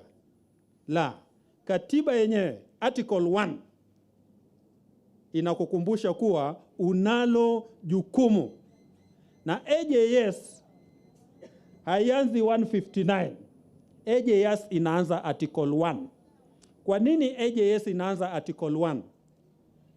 By delegating sovereignty. That is done in Article 1, Sub-Article 3. That you give to Parliament, you give to the executive, you give to the judiciary. But that which you give originates at Article 1. Now, Article 1 is the one that makes provision for popular sovereignty. Popular sovereignty ni ile ambayo uko nayo kwako. Kabla haujatoa sehemu fulani, ukapeana idara ya mahakama, sehemu fulani, ukapeana idara ya executive, sehemu fulani, ukapeana legislature. Hiyo sehemu ambayo umebaki nayo. Hapo ndio AJS inafanya nini? Inachipuka. So AJS tumepewa na katiba, hatujapewa na serikali, wala hatujapewa na idara ya mahakama. Article 159 ni kuwa idara ya mahakama isaidie kutimiza malengo ya AJS. Isaidie kutimiza malengo. Ule uwezo wa kikatiba wa kutimiza malengo ya AJS upo kwetu sisi raia. Najiita Wanjiku. Idara ya mahakama nikumbushwa tu kuwa sio wewe peke yako, kunao wengine. Sasa mimi jukumu langu hapa ni kutukumbusha sisi sote na kuwa unavyoshughulikia masuala ya AJS, katiba ipo na wewe. Maana popular sovereignty inakupa uwezo huo. Lakini kuna ukweli ya kwamba kuna mvurutano hapa na pale. Waswahili walisema kila mwamba ngoma huvutia kwake. Idara ya mahakama mara nyingi huenda ikasema nanyi mmetokezea wapi? Nyinyi ni akina nani? Sisi ndo wenyewe.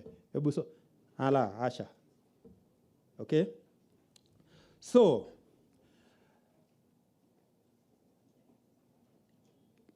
Article 10, Article 11. Kenya ni nchi yenye watu wa kutoka jamii mbalimbali. Katika lugha ya Kiingereza, we don't have a single Kenyan culture. Kenya is not even a nation. Looking at a serious definition of what comprises a nation. We are a state, but certainly not a nation. Article 10 ni kwamba tunayo tamaa ya kuwa nation. Nation ni taifa. Ya kuwa taifa. Na kuwa ni safari. Mojawapo ya masuala ambayo hivi kwamba yanatusumbua katika hiyo safari ya kuwa taifa ni hizi jamii zetu. Okay? Huyu ndugu yangu anatoka Ujaluoni. Yule anatoka Northeastern. Okay? Huyu anatoka mkoa wa Magharibi. Ilikuwa mkoa wa Magharibi.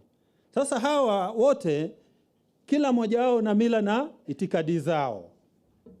Ambapo hivi kwamba hatuwezi tukasema ya kuwa kuna AJS ambayo itatushughulikia sisi masuala yote kutoka Marsabit hadi Lungalunga ama kutoka Busia hadi Garissa. So our challenge, ladies and gentlemen, is to identify and mainstream an AJS that is able to be representative of all our various cultural backgrounds. Now, I am supposed to give an indicator on how we can be able to mainstream AJS going forward. For me, the way to go is that Kenya, as presently constituted, is a nation whose work is in progress. We are working on a national project to come up with a Kenyan nation. We are not yet quite there. The Constitution in Article 9 tells us what we should look for, and that culture is the foundation. But having told us that, Article 10 on the national values and principles of leadership tell us that even as we develop the national project, this is the framework within which we should operate. Assuming that 30 years to come, we look back, now we have the nation of Kenya, we will ask ourselves, we now have a nation. What is it that informs this nation? 30 years ago, we were 40-something nationalities, ethnicities. We've traveled this journey, and thanks to Article 10 of the 2010 Constitution, we now have a nation. Those values in Article 10 are what will inform the future nation of Kenya. As for AJS, the way that I suggest to mainstream AJS is to write on the national values and principles of governance. That even as we travel the journey of nation building, overcoming the challenges of nationhood, we should be able to apply, to utilize, to ride on the framework that is provided by Article 10 to achieve a streamlined AJS institution that serves the Republic. Navosema ya kwamba tuna mila na itikadi zetu, makabila tofauti tofauti, okay? Kuna uwezekano ya kuwa kwenye miaka ijayo, tukiwa na mpangilio mahususi, tutaweza tukawa na AJS, sio ile ya Isiolo model, sio ile ya Kajiado model, lakini ya Kenya model. Na hiyo fursa tunapewa na Article 10, ambayo hivi kwamba inatuambia kama wa Kenya, tukitafuta ukenya, utaifa wa Kenya, barabara ni ipi? Barabara ni Article 7 values. Hatupo hapo, lakini tumo njiani. Wakati tukisafiri tukielekea kwenye utaifa, lile gari la utaifa, AJS pia iwe ni abiria mle ndani. Tutafika pamoja. Asanteni sana.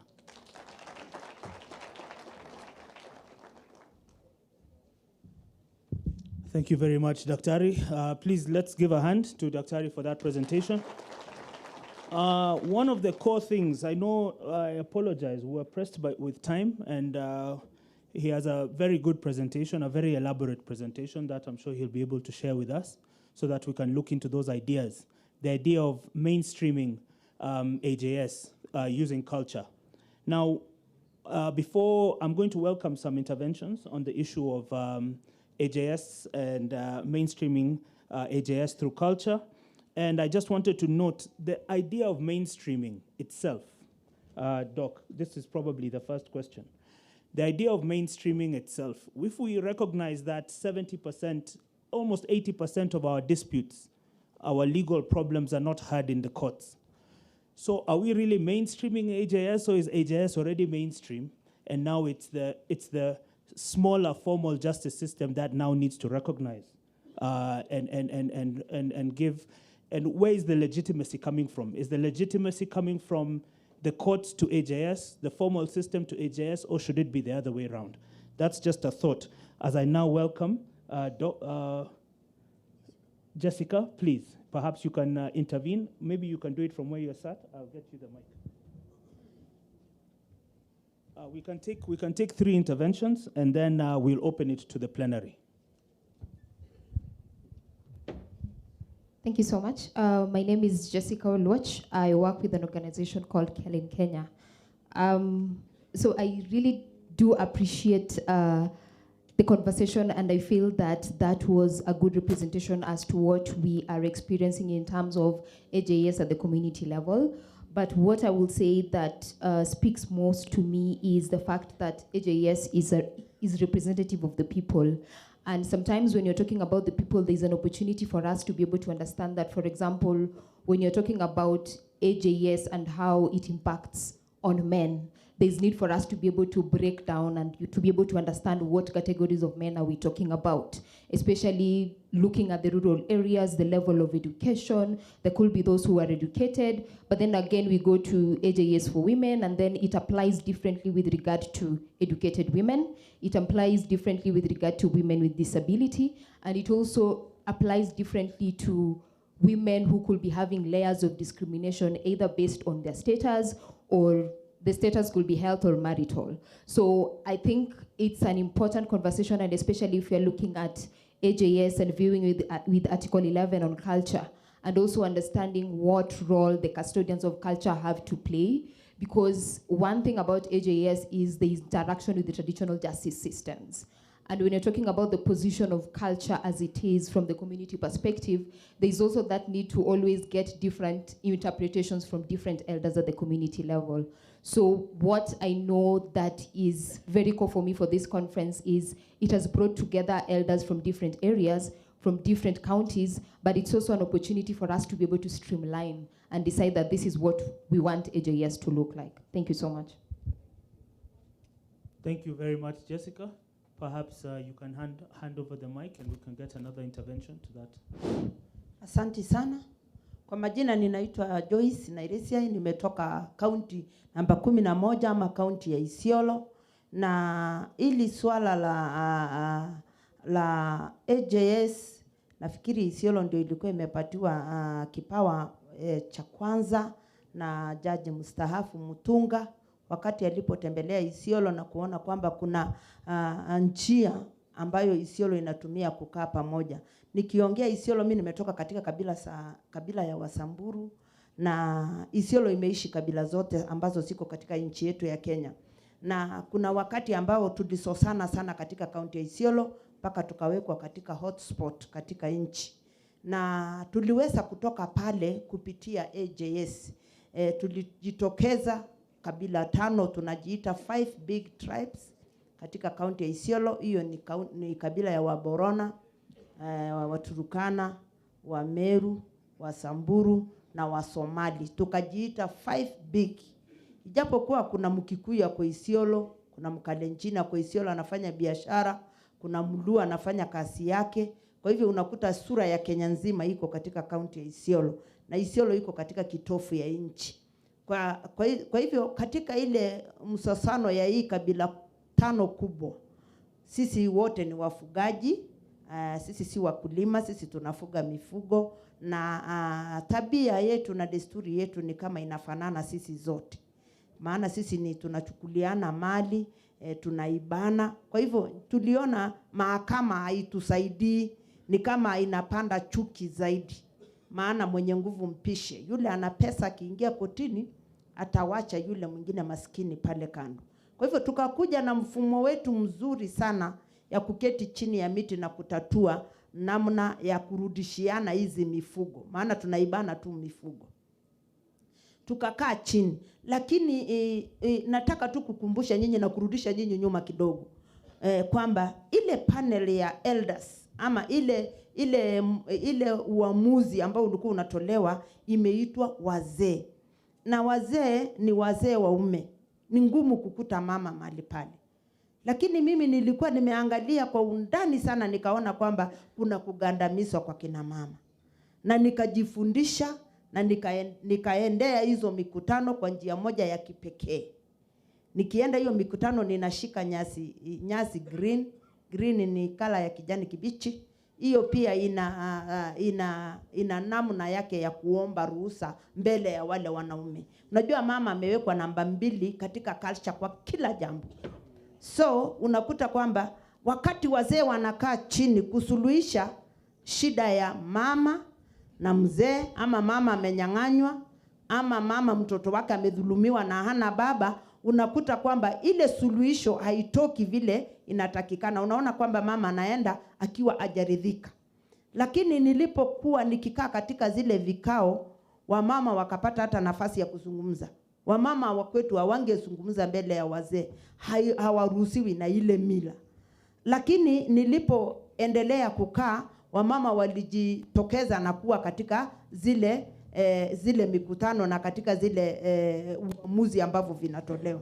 Na tulipoendelea tukaona kwamba tukakuwa marafiki katika kaunti yetu ya Isiolo, tukaweza kusuluhisha mambo mingi na tukaanzia kunyakua kesi nyingi kutoka koti tukipeleka nje. Kwa hivyo Isiolo ina namna yake na inajulikana, na tukapatiwa, tumeenda paka kiwango ya kuwa sasa na koti. Ile koti ilikuwa mzee, utaambiwa ni ya AJS, hii ni ya Wasamburu, ile ni ya Waborana, ile ni ya Wasomali. Iko na njia yake unique. Na nimependa sana kwa sababu kuna kaunti nyingi zinakuja kufanya benchmarking Isiolo, na hata Kenya nzima kama unaweza kutembea sana, utakuta kuna records utakuta za kesi. My magistrates wa Isiolo watakupatia namna ya kuweza kuaccess kwa AJS courts ambazo ziko tu upande hiyo mwingine. Kwa hivyo namna ya kutatua mizozo, nataka kuambia mama yoyote ameketi mahali hapa, unaweza tatua, kwa sababu hata wewe unaona umeishi kwa hiyo jamii, wewe ni mzee. Kwa hivyo hata wamama ni viongozi, ni wazee, na wanaweza tatua mizozo. Asante. Absolutely. Thank you very much. In fact, that's going to lead us very well to the next sessions, the 2 sessions that we're going to break into after this, the youth and the women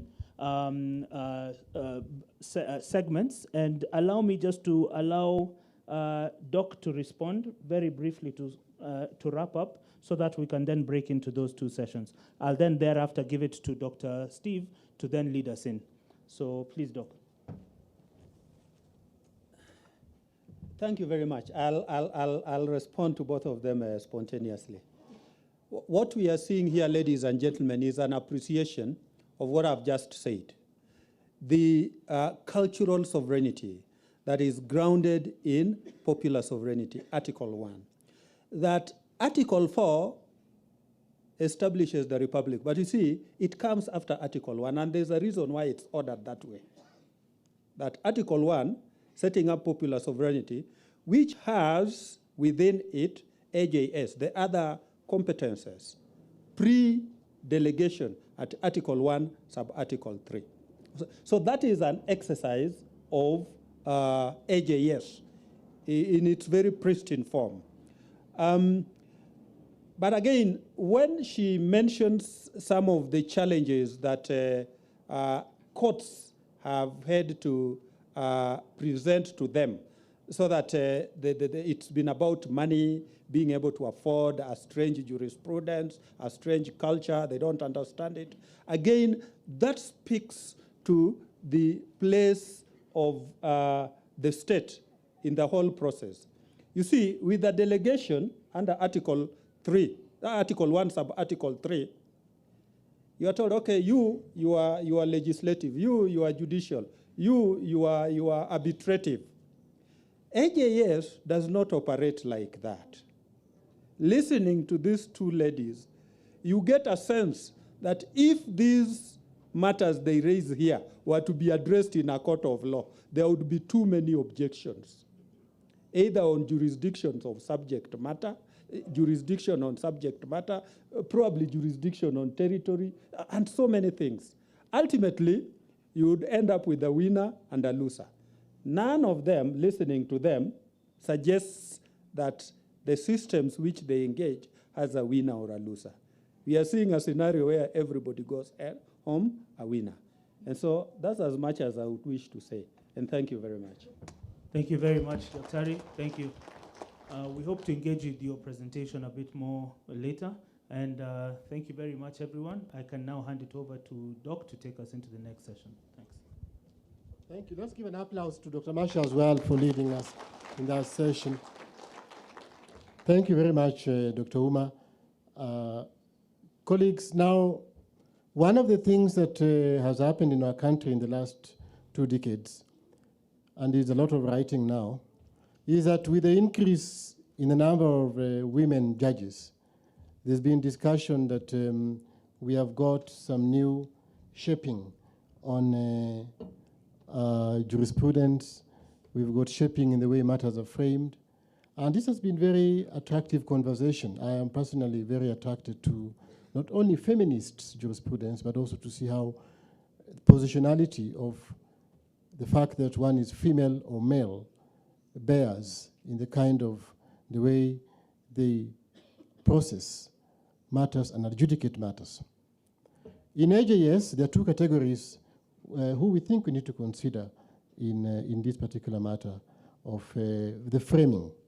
And that is the role of the youth and the role of women. Let me start by giving a basic, reminder that there's a difference between a female and a woman, and there's a difference between a male and a man, because female and male are biological categories, and a woman and a man are products of history, of culture. But for youth, we are not very clear whether youth is only age or youth is also culture and so on. Yet, 2 categories of people who have challenged us and said, look, maybe AJS is not good are when it comes to gender justice and when it comes to the issue of youth. So for that reason, we have 2 assemblies, 2 conversations that we'd like to have. One group will discuss this question of youth and AJS, and the other one will discuss the issue of women and AJS. And I'd like to request for your indulgence a little bit. I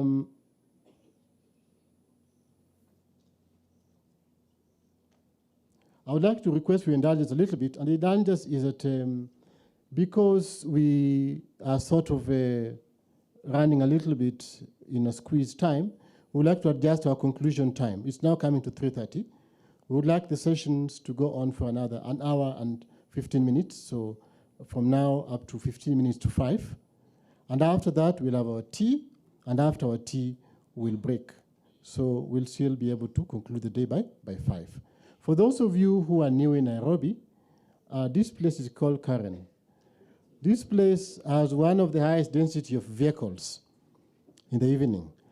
The children also in this place do not use school buses. Almost every child has a car. So now that we are here now, the more we stay, the better. Because if you leave here at 5, you'll go and park your car on the road in terms of traffic. So that means that even if conversations in the plenary, in the sort of the two sessions, extend a little bit, bear with it. It's a better way to spend time rather than traffic. And today we don't have our police riders around, so the road won't be cleared and so on. So please, if it extends, please allow us. Now, because we are not likely to come back here today, I want to do two things. I want to guide us on where we are going to go, and then I'll invite my colleague Jemima from the Secretariat to help us a little bit with some operational maneuvers, which are useful before we then go to the group now. We have two chairs. We have one group will be here. That is the Women Assembly will be here, and that shall be led by my colleague, Brenda. Where is Brenda? Brenda, please come in front. Brenda is the chair of that group. And each group has a chair and a discussant. And the discussant of that group is going to be my colleague and friend,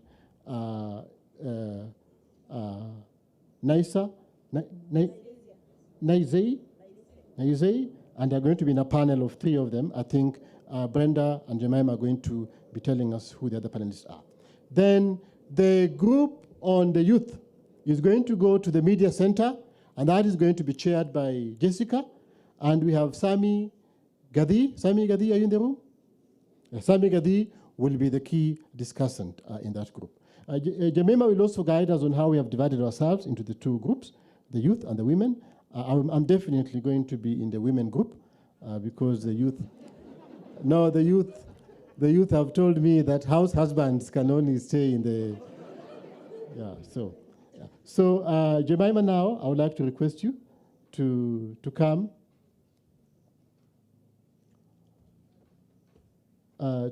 After Brenda to come and give us guidance on how we're going to divide ourselves, and then also guide us on the operational living style around Tangaza. Karibu sana, Jemima. Tumpigie daktari makofi na tujipigie makofi kwa siku nzuri ambayo tumeweza kuwa nayo.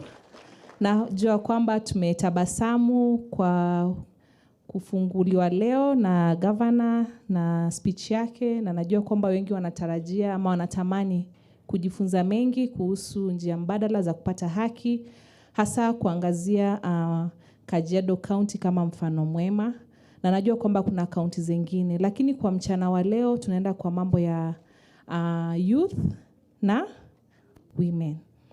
Najua mnajiuliza sasa mimi nitakuwa kwa youth ama nitakuwa kwa women? Hapana, tumewapatia nafasi kujifunza jinsi youth wana interact na nini na AJS, na pia tumewapatia nafasi kujifunza kuhusu wamama na mambo ya nini, masuala ya nini ya AJS. Sasa ni kuchagua, mtajichagulia mahali ambapo unaona kwamba utakuwa nini utastahili kuwa mchana wa leo. Jambo la pili, kesho tunatarajia our Chief Justice awe nasi. Najua kwamba leo ilikuwa siku ya kwanza, wengine wamesafiri asubuhi kuja Karen, na wengine wanaangalia Karen na kaje, it's the first time. So tomorrow we are hoping that we'll be here by 8, latest 8:30, so that when our chief guest arrives at 9, we are all seated and ready to start. Is that okay? It's a kind request. So today we were just trying to test the culture. Myself, I was in the Zulu culture, if you are wondering. So tomorrow we want to see more of the culture. So I want to invite Timona just within 2 minutes to explain tomorrow afternoon, and then we'll be able to guide us on breaking. Karibu Timona. Let's give a clap to the student leaders. They've really done a good job. They're the ushers, and they'll be guiding us tomorrow. We have a fantastic festival tomorrow. Habari yenu. Vile ameniita, naitwa Michael Musyoki Timona, na tunafuraha sana kwa kutafuta jinsi ya kando kupata haki, kutoenda kotini. Na si hivyo? Ama ni aje? Ni hivyo sasa. Na tunaelewa mti bila mzizi sio mti. Na culture is the roots. Ndio root ya mahali mtu ametoka. Ndio imeshikilia jamii. Na hakuna jamii yenye ina mila. Kesho naomba kuwakaribisha hapa Tangaza kuanzia saa 8. Tutakuwa kwa program inaitwa na Cultural Extravaganza. Aya, tuseme pamoja cultural. Aya, amna psych. Cultural Extravaganza. Ndio hiyo sasa. Kutakuwa na mlo kutoka culture tofauti tofauti. Wacha niseme kidogo, kutakuwa na chakula ya Kimasai, hapo nyama choma kidogo, matumbo, najua watu wanapenda hiyo. Tutaonja chakula wa Kikuyu, mokimo, nini, mashakura kidogo, tuenjoy. Alafu wale watu wetu wa Lakeside, tunawapenda sana. Daktari alituwakilisha asubuhi. Lakeside tutakuwa na samaki, dagaa, omena. Kwa Waluya, tuenjoy ugali ya brown, sio ugali nyeupe, ugali ya brown. Sasa kutakuwa na mlo inasaviwa mara mbili. Kutakuwa na ile chakula ya kawaida ya hapo na kuna ile chakula yenye wanafunzi wamepika. Hiyo ya wanafunzi itasaviwa time ya cultural extravaganza. Tunataka kucrown Mr. and Miss AJS. Kwa sababu mkiangalia watu wengi wako hapa, mavijana ni kidogo sana. Na AJS ina maana vijana wakielewa hata wakiwa changa. Kwa sababu hii ndio itaendelesha jamii. Si ndio? Sitaki kuongea mengi, ndo program iendelee, lakini kesho na waomba tafadhali, kama uko na nguo ya kimila ya nyumbani, kuja nayo. Si ndio? Naona mama pale anakaa smart sana na nguo ya Kimasai. Naomba ukipata ingine ukuje nayo. Si ndio? Sawa sawa, asanteni, nashukuru kwa muda wenu na enjoy the program tomorrow, na hata leo enjoy the program. Na vile tumeambiwa na daktari, tukipitisha masaa kidogo, take it to your advantage, kwa sababu heri ukae hapo ukisoma kitu kidogo kuliko ukae kwa jam ukiwa umekasirika kwa barabara. Si ndio? Haya, asanteni. Tumpigie makofi tena. Najua kwamba vijana wamezoea sheng, sasa Kiswahili sanifu kinakuwa kama kinawapatia changamoto kidogo. So kwa wakati wa sasa ningependa tujigawanye kwa vikundi viwili ili tuweze kuanza our next session. Chairs wako tayari, panelists wako tayari, na tunaweza kusema kwamba tutamaliza at 4:30 so that you can be able to have a cup of tea and after that enjoy the evening. So let's be able to split ourselves in 2 groups. For those who want to go for the youth, can we stand? Who wants to learn about youth and AJS? Let us stand. Let us just stand so that we know, and then we guide you. Ningefurahi sana kuona wamama, vijana, wazee wote tusimame. Timona, kindly guide them to the media theater. Asanteni, tumfuate Timona.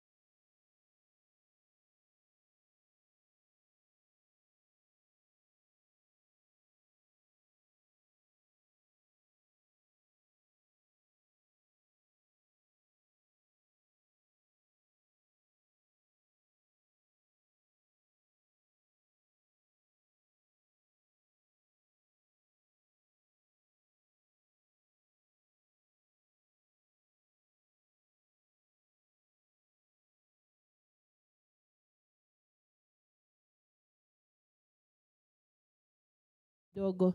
Yeah.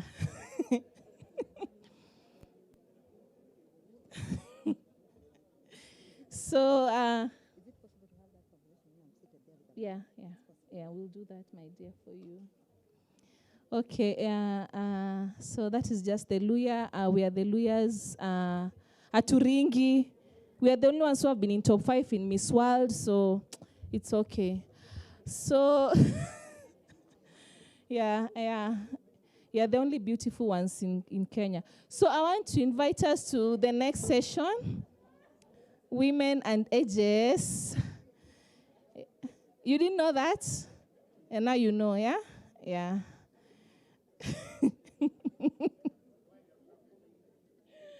Okay, so Women and AJS, we have Brenda Kiama from Tangaza who is going to chair the session.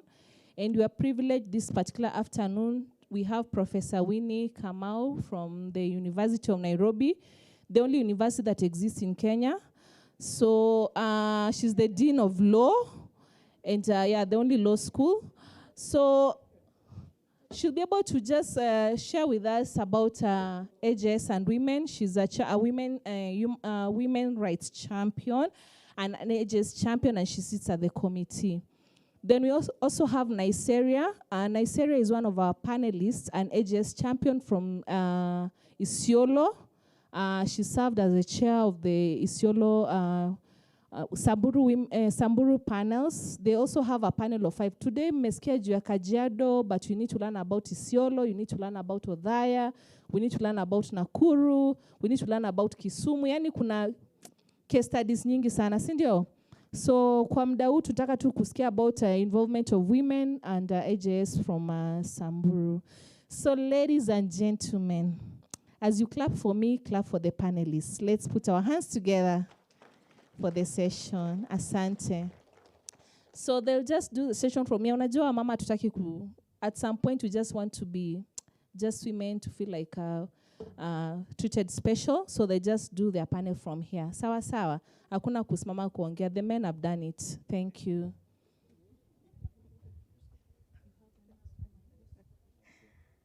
Yeah, that is very true. We will do it seated here. Jemima had done the introduction, so she said, my name is Brenda Betty Kiema. Kwa majina naitwa Brenda Betty Kiema. Mimi ninafanya kazi hapa Tangaza na shughulikia mambo ya ulemavu. Kwa hivyo mimi ni Disability Inclusion Officer hapa Tangaza. And Dr. Uma, as he said, he's my colleague, he's also my professor, because I'm doing my PhD right now. So we are going to go straight because we only have 1 hour. Nime notice watu wengi, you preferred to stay here and not to go to the youth. It is still okay. Maneno ya wanawake ni mengi. So ndio naona wanaume wengi mnataka kutusikiliza kuhusu the AJS and I hope you are not building your case, but so that from here you're going to do something. I'm going straight to invite Professor Winnie from University of Nairobi. We listen to her. Then after Winnie, we will listen to Naiseri from Isiolo. Then we will open the space for interaction, few questions, and then we will wrap it up. So I'll be the person who will be moderating the time and the questions. So Professor, you're most welcome. You may decide to stand if you want to do it like men. We were told there's a difference between a man and a male. So I don't know whether these are male who are in the room or they are men, but don't worry, just treat them like men, male, yes, and female and women. Yeah, we are all here. So karibu sana, Professor. You have your like 30 minutes or 25 so that we can have time, and then we start interacting with everybody. Okay. You're welcome. Okay. Thank you very much. Good afternoon, everyone. Hamjamboni. Mimi ni mwalimu, kwa hivyo nimezoea kusimama nikiongea. Lakini nimepatiwa ruhusa ya kuketi. Sababu mimi ni mama. Kwa hivyo nitaketi. So we are talking about AJS and culture in gender justice. So there are three things here. There is AJS, there is culture, there is gender justice. But I think the main concern here from what the topic is about gender justice. So I'll focus on that. But in relation to AJS, in relation to culture. And asking about gender justice, I see here we are both men and women. Najua most times when people hear gender, they think, hiyo ni akina mama. So I'm very happy to see kuna kina baba zetu, the men are here in the room. Sababu gender is not just about women, it's about both men and women. And so, in asking about gender justice, in thinking about gender justice, we are asking what is the role of culture in AJS, and what are the gender dimensions? How does AJS and culture affect men and women? Because men and women, we live in the same world, but we are situated differently. We are all the human beings, but the position of men ni tofauti na position ya women in many cases. And we note women make up half of the world's population. Si hata Kenya ndivyo. The population, when we do the census, ni nani wengi? Ni wamama au ni wababa?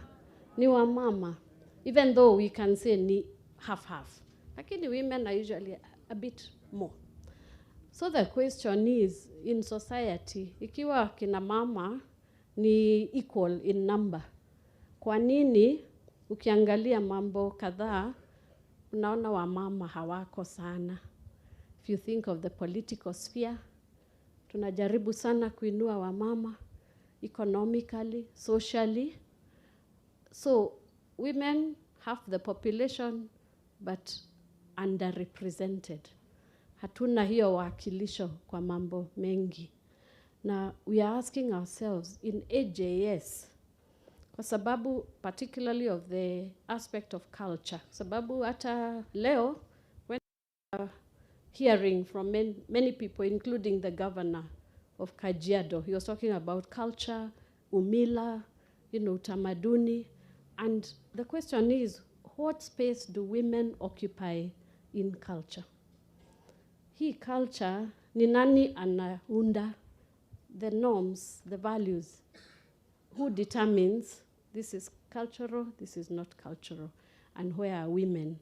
So when we get to AJS, it's a space where a lot of times we are practicing our culture, our cultural values. And the question is, where are women in this?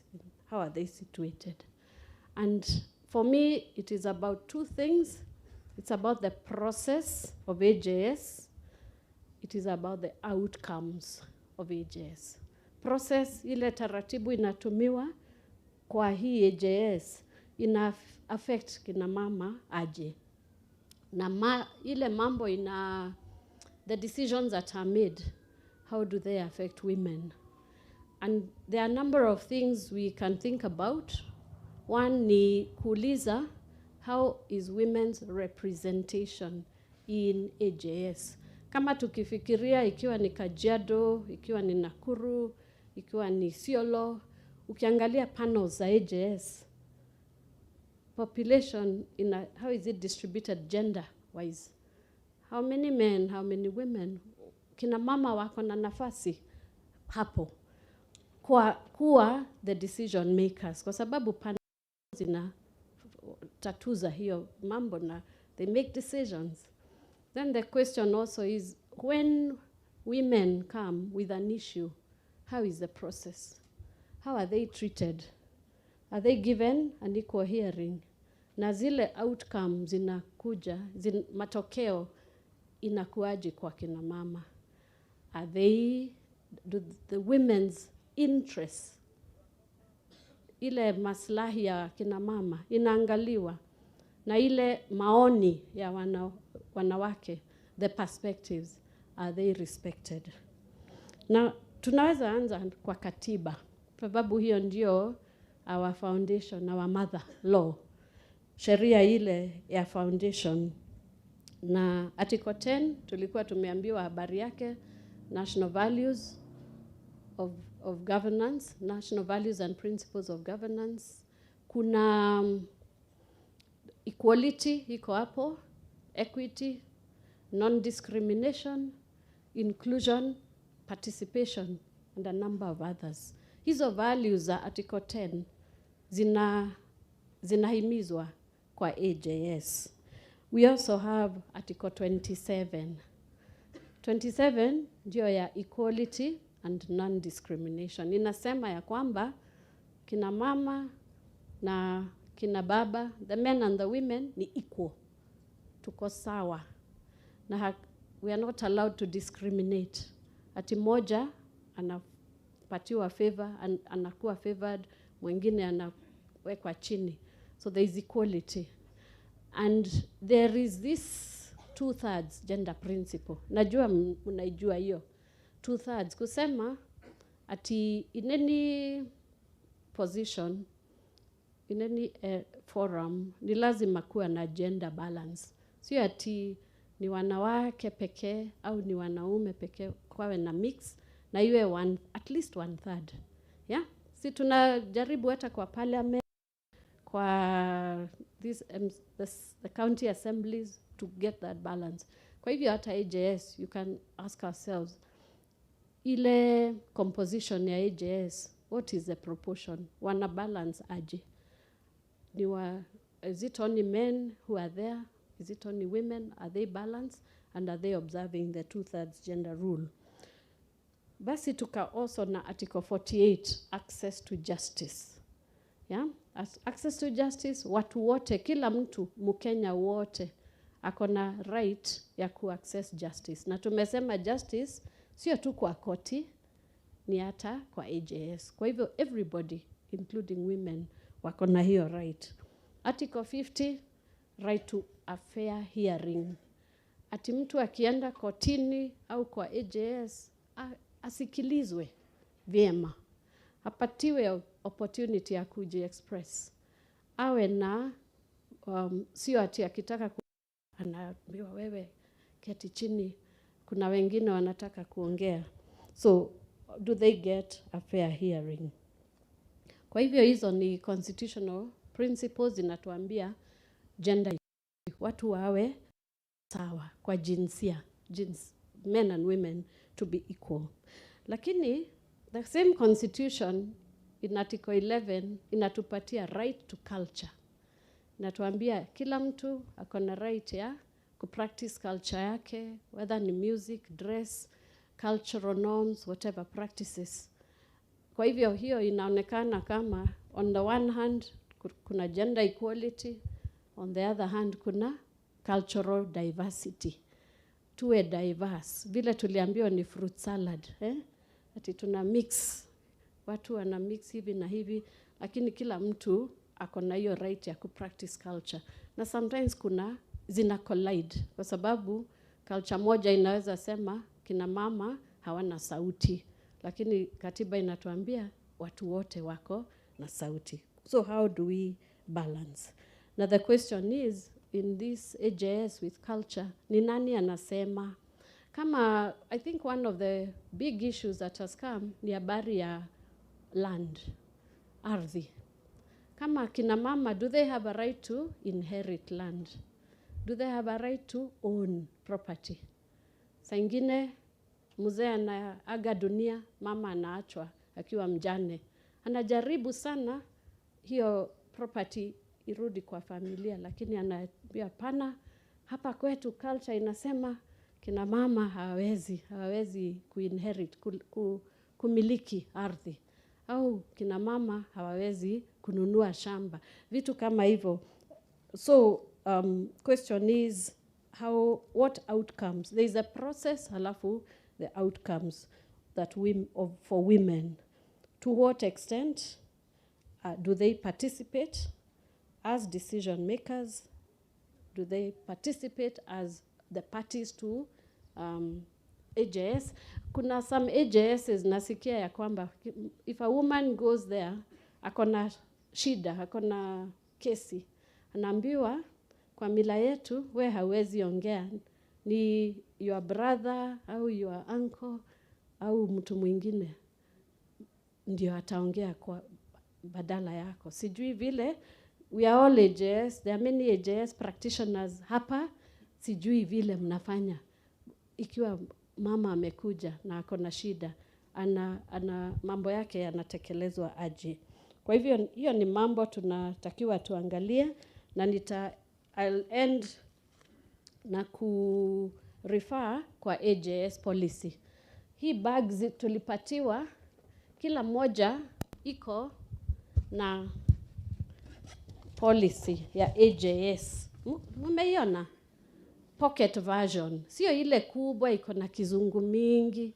Hii ni ya mwananchi. Mtu anaweza soma, hata iko na picha, inaonyesha vile mambo inaenda. Kwa hivyo kwa AJS policy, kuna certain principles imewekwa hapo, ya kwamba AJS, it should be protected. The state, the government iko na duty ya kuprotect AJS, kurespect na kutransform. Na kwangu, one of the important ones, when it comes to culture, is the issue of transformation. Ikiwa AJS, iyo haifuatili katiba vizuri, hatusemi iondolewe, lakini tunasema inaweza change, inaweza transform. Si tuliambiwa hakuna kitu kinakaa tu bila change. Things can be changed. Kwa hivyo kuna change, mabadiliko gani inatakikana ndio jinsia iwe, women's issues iwe zinatekelezwa kwa hizo AJS. To what extent can we transform? What are the mechanisms that we can use to transform AJS towards the Constitution of 2010? Na katiba inasema, hiyo ndio standard. Anything unasema au mnafanya, ni lazima ichunguzwe iangaliwe against the Constitution. Kwa hivyo ikiwa haipiti, it's falling short, sasa ni lazima tujue vile inaweza kuchangiwa, kuwa changed. Kwa hivyo katiba inatuambia article 159 ina recognize AJS, lakini inasema ni lazima iwe consistent with the Bill of Rights na Constitution. Na ikiwa it's not like that, then it will not be followed. Ikiwa tunaita repugnant, if it is repugnant to justice and morality, then the Constitution ndio above. Kwa hivyo katiba ndio standard yetu. Culture yetu ni lazima iangalie kama inafuatilia katiba. Na where there is the culture does not meet the constitutional threshold, then it should be transformed. We protect, we respect AJS, we respect culture, but sometimes we need to transform.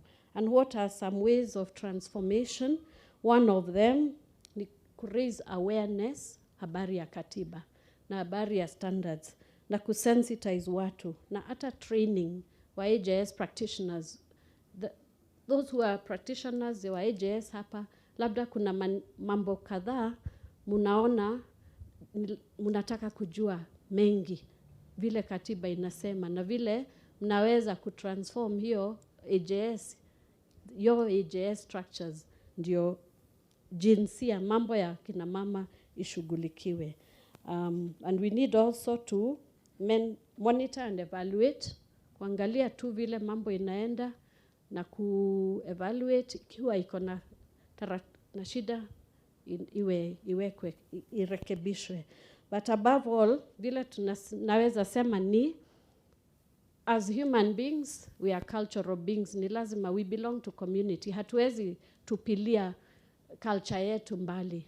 Lakini we also have equal rights as men and women. Kwa hivyo, the two must balance, lakini katiba ndio the standard we must measure to. Hiyo ndio naweza sema kwa sasa. Asante.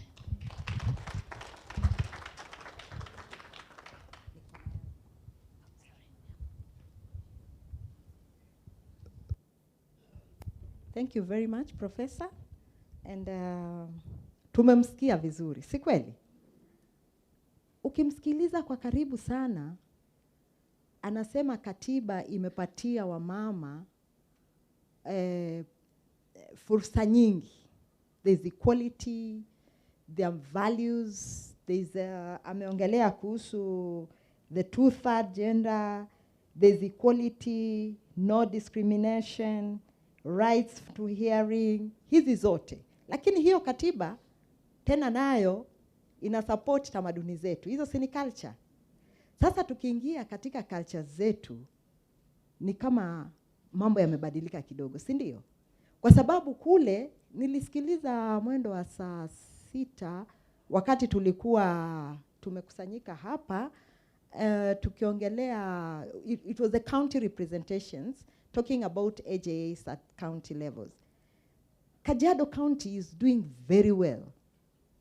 But mulisikia zile group 10 zote zimeongozwa ni kina nani?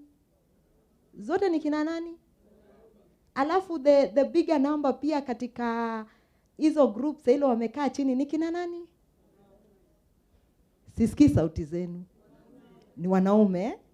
So those are our cultures. Na professor amezieleza vizuri. Na akasema AJS lazima iende sambamba na katiba. Kwa sababu katiba ni nini? Tuko pamoja. Haimaanishi kile tunafanya huko ni kibaya, na hatujasema hata group ile inakaa ya AJS wakiwa wote wanaume. Si tuliambiwa asubuhi ni Professor Lenku here when he said that there's a woman alipata justice yake. Ni kina nani walikuwa wamekaa pale? Si ni wanaume. And then I also had another lady also saying the same. So it doesn't mean kama wote ni wanaume ati that is injustice. But let's try and bring also the voice of women, kwa sababu culture zetu ziko very patriarchal. Kweli urongo? Kweli urongo? They're very patriarchal. Zimeinua mwanaume sana kuliko mwanamke. So I'll give you time to ask questions, but let's listen to our sister here.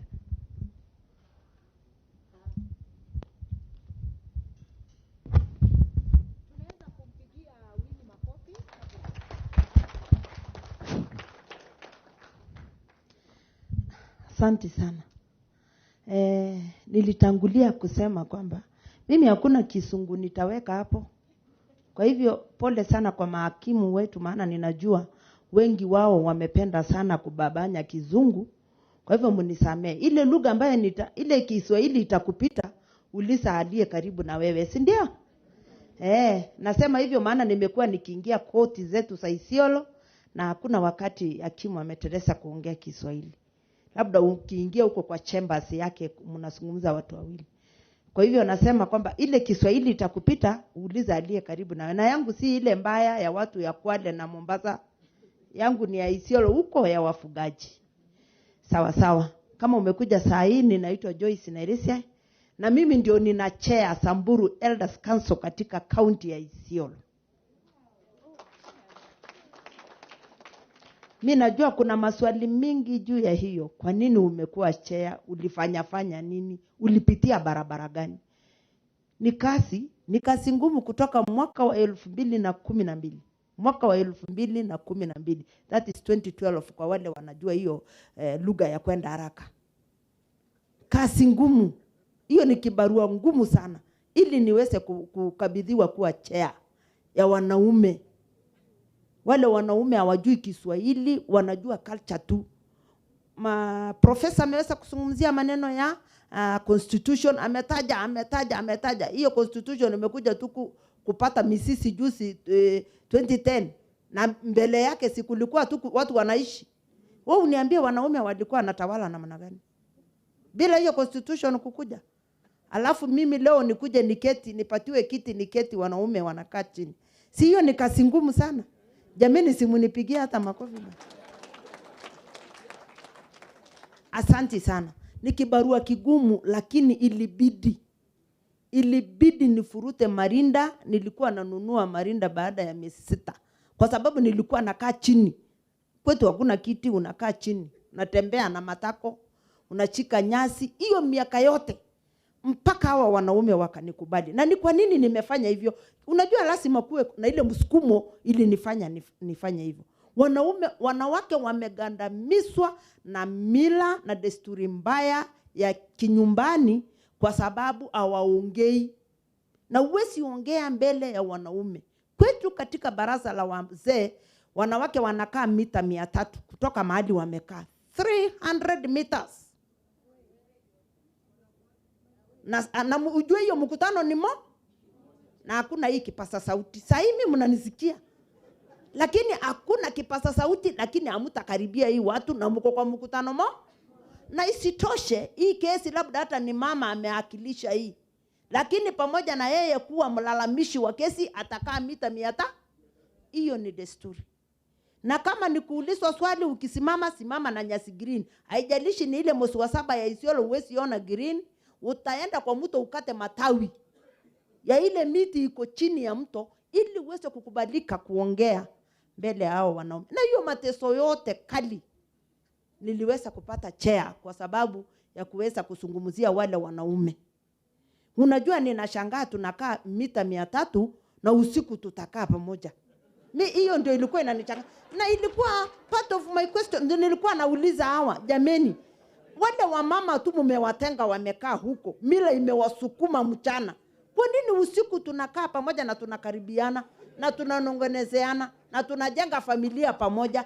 Huyu mama wa usiku huyu anafanya mambo mazuri. Ndio yule tu pale mmemweka hapo. Kwa hivyo hii mila yenu inapaswa songesha mama ili aweze kuchangia hata kwa yale mnayozungumza. Kwa yale mnayozungumza na kwa yale mnayojadili. Na katika ile ugawaji wa rasilimali katika familia, huyu mama tu mnampatia kitu hakuna, ndio amesaa yule mwanaume wa kupatiwa mamia. Nimezungumza kutoka mwaka wa 2012, nimetangulia kusema. Kwa hivyo culture zetu haijawahi kuwa rafiki ya mtu ameitwa mama. Na sio ya kabila moja, sio Wasamburu peke yake, ni kabila zote za nchi. Yote hakuna ile imeleta mama karibu kuwa ni mtu anaweza kuzungumza. Na ninataka kusema hata sisi, sijui ni vile tulizaliwa hivyo tukakuta, hata sisi wenyewe kina mama tunajigandamiza. Ukikuja kwetu kwa Wasamburu ukute mama kwa boma na watoto useme habari yenu. Mama anasema vizuri sana na watoto mzuri. Iko watu kwa hii boma, mama anakuambia hakuna. Mama mwenyewe anasema hakuna, ni watoto. Hata yeye sio Kwa hivyo wakati culture na wanaume wameweka yeye hata yeye mwenyewe anajiweka Kwanza ni lini utaletwa karibu kama wewe mwenyewe unajigandamiza? Unapika nyama vizuri sana na unakaranga mzuri sana. Ati utaongojea mabaki ndio ukule na ni wewe umepika. Unaona vile wamama sijui tulikuta, lakini Mungu atoe hiyo kwetu. Mungu atoe hizo kwetu kuona kwamba mwanaume ndio mtu. Sisi wote ni watu. Kwa sababu hata ukiingia katika maandishi ya Biblia inasema sote tuliumbika. Si ni ukweli? Sisi sote tuliumbika. Kwa hivyo hata kama tunaheshimu waume wetu, wanaume wetu, bado hata sisi ni kazi ya Mungu tumeumbika. Kwa hivyo mimi nataka kusema kwamba culture haijawahi kuwa rafiki ya mama. Naunga mkono sana constitution ya nchi kwa sababu hiyo wimbo ilikuwa ngumu sana na haina watu wa kuitikia, lakini wakati constitution ilitoka ya 2010 wamama waliweza kusema hata katiba inasema, hata Mungu akatupatia hiyo ya kusema. Sasa wimbo inakuja kuwa rahisi. Haina ile ugumu kama ile mimi nilikuta. Na nilikuta ikiwa na kasi ngumu sana. Ngumu sana. Ninaweza peana historia ambayo watu wengine watalia. Lakini nilikuta na nikaketi kwa hiyo panel kuongea hiyo kesi. Asubuhi tu moja, ile ward ninatoka inaitwa Buratu ward katika county ya Isiolo. Mama na mzee wakakoroba kitu 6, sisi tunaamkanga 6 tukamue. Wakapitana tu Kiswahili, sijui ilikuwa namna, kwa sababu hiyo inakuanga hivyo kwa mama na mzee. Mzee alichukua ile rungu, unajua ni wanabebanga rungu wako na permit ya kubeba hiyo. Alichukua tu hiyo rungu akagonga mama. Mama akaanguka akakufa. Bahati mbaya, sijui kama ni bahati mbaya ama mzuri, hii mama hajawahi saa hata mtoto msichana. Amezaa vijana 8. Na hii vijana wote hakuna mtoto kidogo, ile mtoto kidogo iko kidato cha 4. Vijana ni polisi, jeshi, walimu, sijui nini. Na kwetu, I'm very sorry to say it, ukikufa saa 1 unasikwa saa 2. Sisi hatuna ile process ya kwenda. Kikuyu ndio unaletea sisi hii maneno ya kwenda mochari. Ati tuongojane tusike mtu. Hapana. Sisi ukikufa saa 1 tunakusika saa 2. Wale watu wengine wanakuja nyumbani wakilia, wakikula, wakienda. Kila mtu anaenda zake. Sasa Wasamburu wanaita mama, nani anajua mkuki ni nini? Spare, wanaita spare na kizungu. Mkuki. Mkuki juu iko chuma, chini iko chuma, katikati iko nini? Nani anakumbuka? Anajua katikati ya mkuki iko na nini? Iko miti. Sasa wanasemanga mama akikufa ni hiyo miti imefunjika. Na miti si ni mingi. Si umuse ataingia hapa akate ingine. Sasa ni miti tu hiyo itolewe itupwe ingine ikatwe iwe. Pika hiyo maneno na akili yako. Vijana walipofika, kwa sababu vijana wameambiwa na rununu sasa hizi simu za mikono, kuja mama, sijui mama. Vijana wote wanakuja, watu wazima. Watu ambao wamesoma kidogo kiasi ya kujisaidia katika maisha. Ulikuwa unafika unaambiwa, mimi nimefika na wa GSU. Alikuwa anatoka hapa Embagasi, Nairobi. Tukakutania kwa boma, mimi nimeletwa na watu wa Lewa Conservancy. Na mimi nilikuwa naenda kesi nyingine tu kusikiza kesi nyingine. Nikakuta hii. Na hii mama ninamjua. Tuko naye katika umbrella kubwa ya wamama Isiolo. Nikaambiwa mama fulani amekufa. Nini kumefanyika nini? Nikaeleza, nimesikia vibaya sana. Ikabidi niende paka hapo. Tukakutana na kijana yake anatoka hapa Embakasi. Na mzee mwingine alikutana na yeye kwa boma akiwa anaingia akaambiwa uma meno wewe ni mwanaume. Na kweli akauma akakaa chini. Nikakuta watoto yote wamepanga. Hakuna kijana hata mmoja ameruhusiwa kuongea. Hiyo ni mila. Na angalia vile huyo mama akasikwa. Watoto yote sasa ni wanaume. Nikauliza sasa, wapi ile Kiswahili itapelekangwa kwa kotini? Nani atastaki hii maneno? Kwa sababu mimi sina namna ya kuongea. Lakini niliongea cha msee mmoja nikamuuliza, kweli kuua hii kweli inakubalika? Hii ni mama kweli ameletwa amenunuliwa na hii mzee vile mnasema vile mnaweka na lugha yetu. Na kweli hii ni haki. Watoto wake hawatapatiwa hata nafasi ya kusema nini? Akaniambia hapana, hii ni bahati mbaya Joyce. Mzee aliniambia namna hiyo, hii ni bahati mbaya na unasema kotini ipelekwe. Nikamwambia hii kienda kwa ile jaji na nyamazanga tu. Huyu mzee hawezi toka. Huyu mzee amefanya makosa kubwa sana. Akaniambia huyu ni bibi yake. Nikamwambia hana ruhusa ya kuua hata kama ni bibi yake. Hana. Akienda kotini huyo atakaa jela maisha yake yote. Akaniambia nani tapeleka? Na kweli imekuwa hivyo.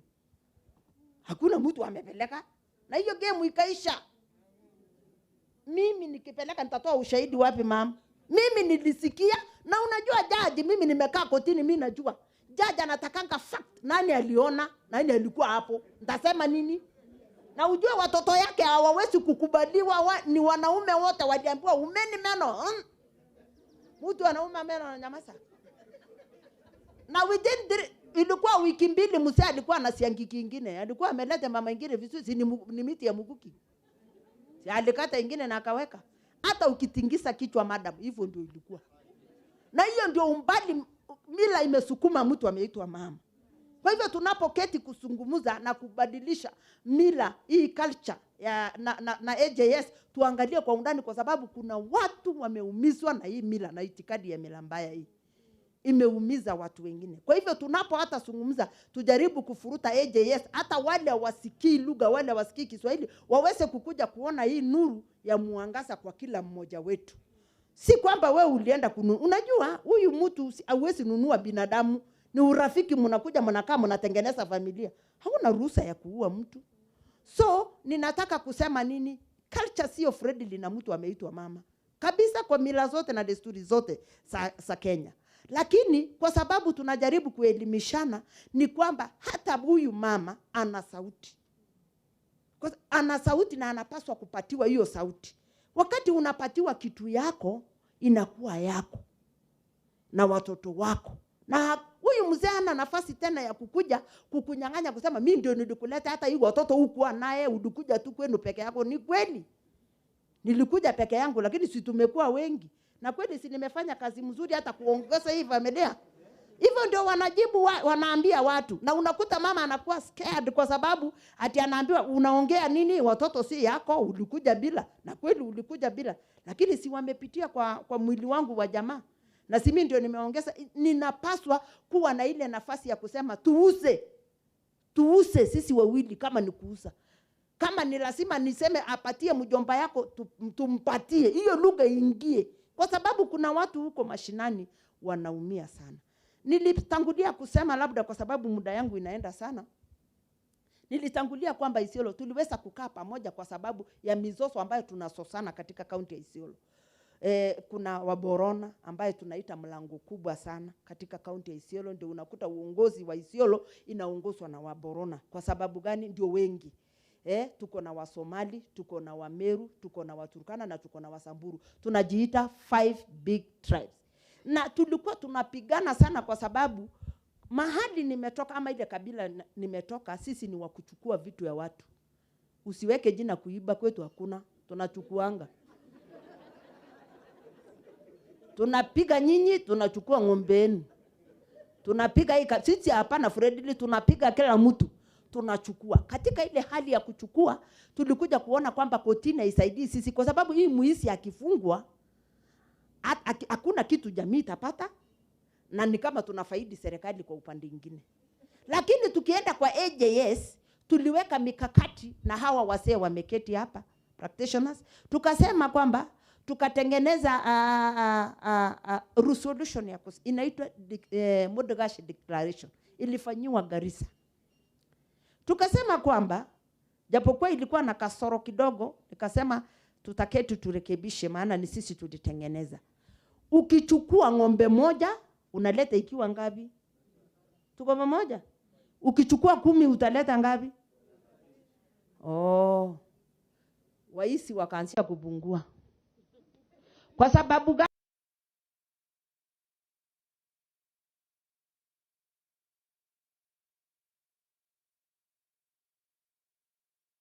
Enda kikao ya kwanza, ya pili, mpaka jamii inaingia. Watu wa Isiolo wanaelewa vile ninasema. Wakasema kwamba jamii hii ikiua jamii hii, maana tumeuana sana Isiolo. Mwanaume ngamia 100. Unalipa ngamia 100. Hapo ndio kidogo nilikaa kama sikukubaliana na wao. Mwanamke ngamia 50. Nikauliza, nani anasaa mwanaume? Kwanza mwanamke alikuwa anafaa kulipwa hata ngamia 200, si ni ukweli? Mwanamke akiuliwa, nilikuwa nimemwambia tutarudia hiyo. Kwa sababu ati mwanamke akiuawa analipwa ngamia 100, mzee ngamia 100. Ama msichana mchanga ama wewe atalipwa ngamia 50. Niliuliza kwa nini? Kwa sababu mama ndiye anazaa huyu kijana, si ni ukweli? Kwa hivyo mama hata ndiye angelipwa ridhaa zaidi ya hata mwanaume. Na imetufanya tukaishi katika Isiolo, wizi ikapungua. Ijapokuwa iko tu ile kidogo kidogo, maana watu wakiishi pamoja haitakosekana hiyo.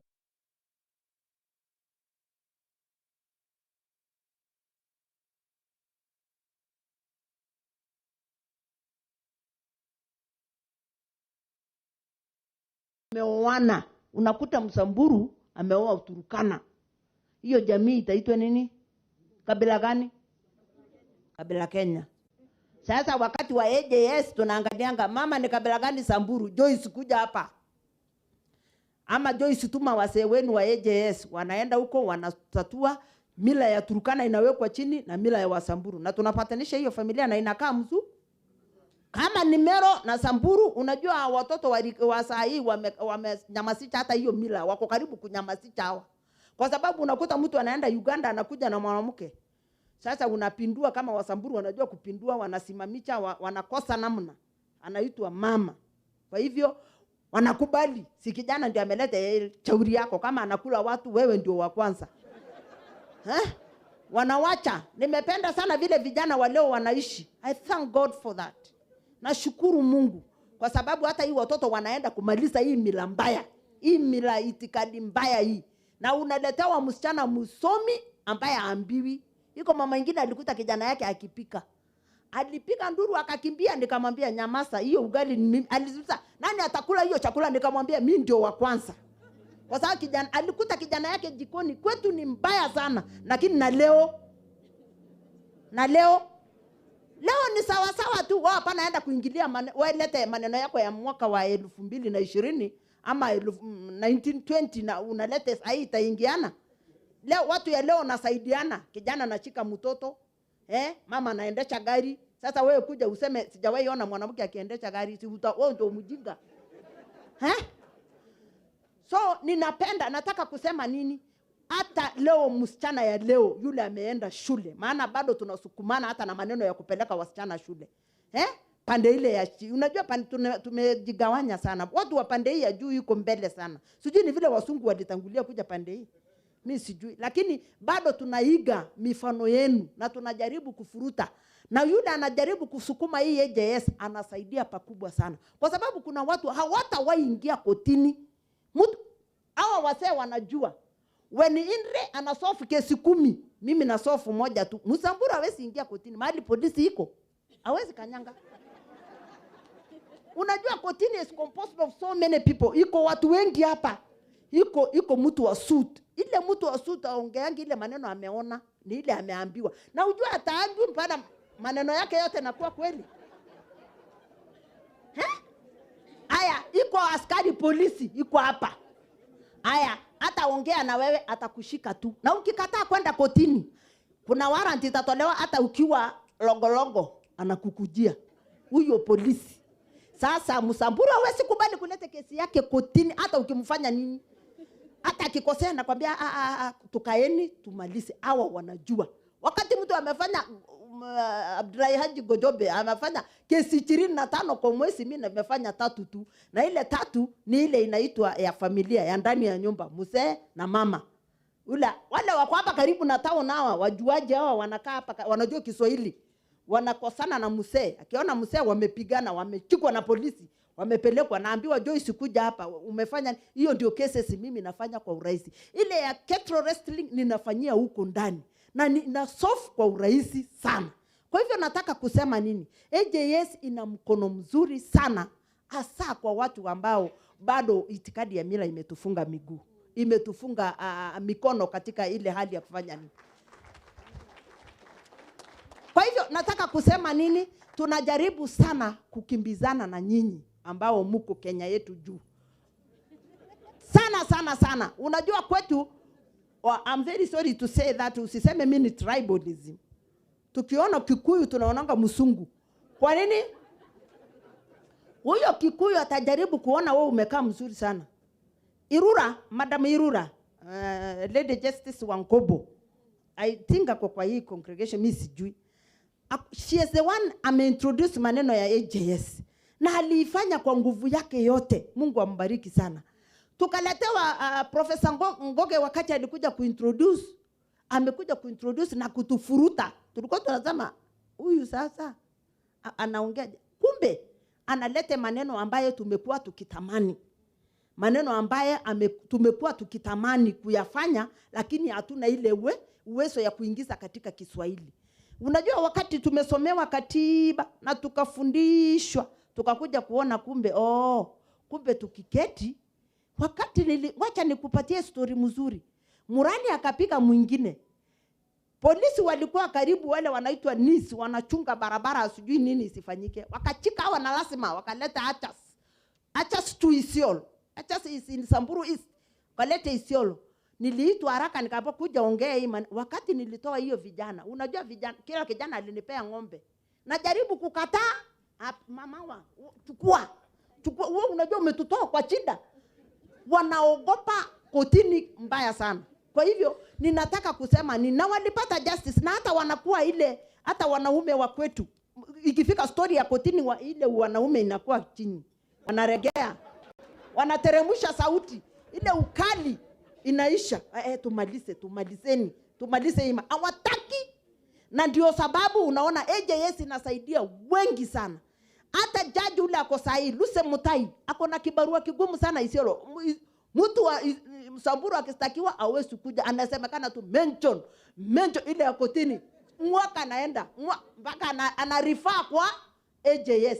AJS naenda Achas na Itana, wanakuja mara moja. Ninaulizwa tunatoka huko. Tunakaa chini, tuna resolve, wanalipana, kesi inaisha.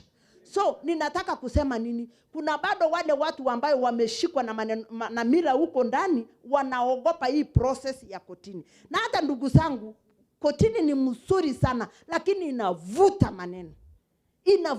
Kesi moja miaka 3 tu. Unajua jaji atakuja tu, ananyamaza, Wasamburu wanamuita huko kwetu asikiangi. Tunaulizwa, mnapeleka kesi kwa wale watu wasikii. Unajua ati kwa sababu jaji asungumzangi anakaa tu hivi, anaambiwa maneno na huyu mtu wa suit. Na huyu sijui alikuwa wapi maneno ikitendeka. Anaambiwa, alafu anasema kesi itatajwa tarehe 7 mwezi wa 10. Anapatiana katikati hii mwezi ingine ngapi? 3. Hii mtu ameongea sijui amesema, amezungumza. Na ujue yeye hakuwa huko hata mambo ikitendeka. Mimi huyo mtu ananishangaza sana. Sasa nataka kusema nini? Kwa sababu nimekula hata wakati wa madam. Nataka kusema nini? Inasaidia wale watu wa chini AJS, kwa sababu AJS ukiona ile imeenda na siku 2, ujue hiyo ilikuwa kali. Kuna ubishi fulani. Kwa sababu tukikaa chini saa 2, ukae ukijua ruling, ile mnaita jaji anasemanga ruling itapatikana by saa 9. Saa 9 hapo tumetoka ndani. Hata iwe imeshika mizizi namna gani. Mila na desturi na sheria tukisema hii wewe umefuka hii wewe umefuka hii tunataja, inakuwa hearing na inatoka ruling. Hiyo siku tu. Hakuna maneno mingi. Kwa hivyo inakuwa rahisi sana kwa yule mtu ambaye anataka kwenda kupeleka ng'ombe yake mahali pengine, kwenda kufanya kazi. Lakini sasa Madam Mutai akikuja atasema mention hearing. Mikijua anapindua na hii mtu. Inachukua mwaka 2. Kwa hivyo tuna prefer AJS kwa wale watu wa mashinani, inatusaidia sana. Ile kitu ninataka kuemphasize kwa hii nyumba na kuweza kulete, wamama ni wazee wa jamaa.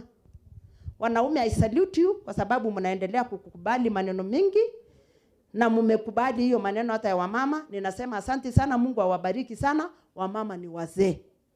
Mama, wewe uliolewa na mwaka 20. Hii mzee amefika 90, wewe uko 20 tu. Joyce. Hata wewe ni mzee. Na vile unaendelea kukaa, hata wewe akili yako inaendelea kupanu. Utaona wakati kijana yako amekosea, wakati mzee amekosea, wakati hata kwa jamii ukiambiwa. Unafanya nini? Unajitokeza. Nilipenda resolution ya UN Security Council Resolution 1325. Nikimalizia. Kwa sababu ilisema katika ile mipango yote inapangwa katika jamii, katika society, wamama wawe ndani. Unaona tu hata dunia inatusukuma. Maana hatutaki sisi wamama. Hata dunia ilisema kwamba wamama kuna mahali. Kwa hivyo hiyo resolution ilisema lazima wamama wakuje kwa hii decision making table. Kama ni shule inajengwa, mama kuja, hata wewe toa maoni yako. Kwa hivyo hata kwa AJS tafasali, kujeni tukae chini na hii wazee. Si wanakujanga hata kutuconsult. Kuna wakati moja mzee alikuja akiwa ametoa jasho, vijana walikuwa wamepigana. Na akakuja akalala hivi, mimi najaribu kumuita hata haitiki. Baadaye ndiye aliniambia kuna vijana wametusumbua. Nikasikiza nikamwambia hapana. Ule alifanya hivi. Kwa hivyo you are consultant wa mama. Si mjipigie makofi. Si unapatianga mzee maoni ndio atoke stress. Wacha alale na hiyo stress atakugeukia. Utakuwa unamtoa stress wakati anakuja kutoka huko kwa mkutano, wewe unampatia mawaidha. Kwa nini wewe utoki na hii mawaidha upeleka kwa hiyo mkutano? Ni sawa Joyce, wacha sasa. Asante sana. Thank you very much. Pigeni Joyce makofi. Nimemruhusu aongee zaidi kidogo. It doesn't mean that Winnie didn't have much to say, lakini unaona yeye sasa ni chair. She's a living example. Anasukumana na wanaume. Anasema alikuwa ananunua nguo baada ya kila miezi 6. Na yote yale ametueleza inamaanisha wamama, wakati wenu umefika wa kupush na kuingia katika hizo circles so that sauti yenu inaweza kusikika. Kweli ukiwa umekaa, aliposema umekaa 300 meters, nikiwa nimeketi hapa I was wondering, sasa kama mimi ni mwanamke amekaa wapi? 300 meters labda ni kule kwa vile viti huko mbali. Sasa na wewe ndio umeshtakiana. Sasa sauti yako itasikika vipi ukiwa upande kule mbali? Unatakikana uwe na green leaf. Hiyo nayo umetoka sehemu za ukame kama Isiolo. Mimi nilienda Isiolo wakati mmoja, nilikuwa ninafanya research ya climate and disability resilience. Nilikuwa huko wakati huo upepo unapiga masikio mpaka unashindwa watu huko wanaishi vipi. Lakini ametueleza na tumesikia kuwa AJS huko inafanya kazi. Na yeye kama mama amejaribu kusukuma na kusaidia sauti za wamama. Ingawaje she's handling the family issues. Itabidi Joyce usukume zaidi hata uingie katika vile vikao vingine ambavyo ni wanaume peke yao wameketi.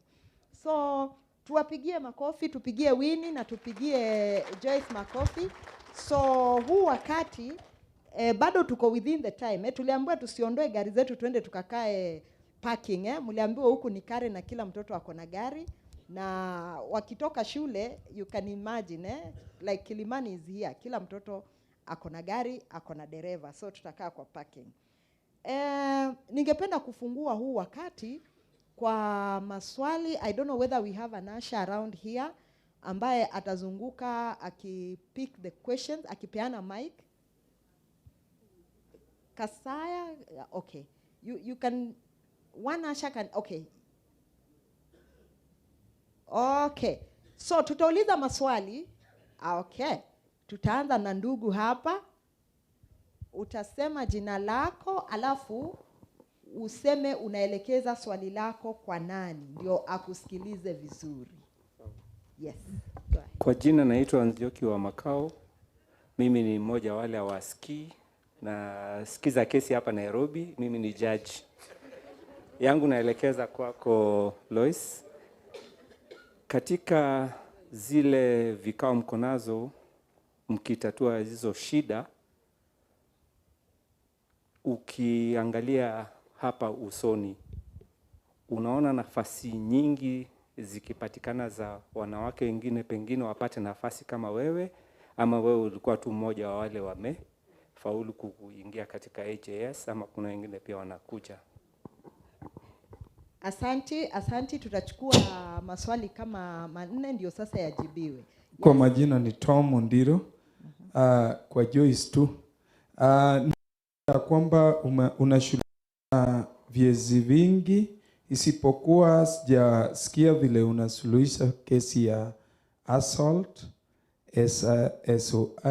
SOS, vile unazifanya, ili tuweze kuelewa jinsi gani unazozifanya SOS and assaults. Alafu kwa Madam Winnie, katika kile upeo na jambo la kufanya AJS iweze kujulikana na iweze kujumuishwa pamoja na constitution, vile tulivyoambiwa na daktari, how far or how, yani nguvu gani tunaweza tukaweka ili iweze kuambatana, ziweze kuambatana pamoja, tunazoendeleza maneno ya AJS na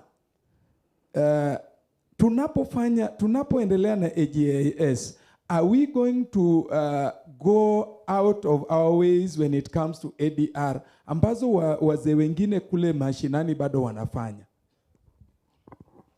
Thank you, Tom. My name is Jude. Yes, Jude. From Meru County, where we have the strength of a woman. Mnajua ngavana ni mama. Kapati, maendeleo iendelee. Yangu ni kushukuru manjanges na mamanjistrates juu ya ile kazi wanafanya. ya succession cases inakuanga mingi sana in Meru. Already here tuko na Njori Njeke and I'm very happy to see my chairman anasikiza. Unajua in Meru, mbeleni women were not talking. Unajua hivyo vile Madam Joyce anasema. As a woman ungeongea, but siku hizi juu ya AJS tunaitwa mikutano, tunashare na wenyewe.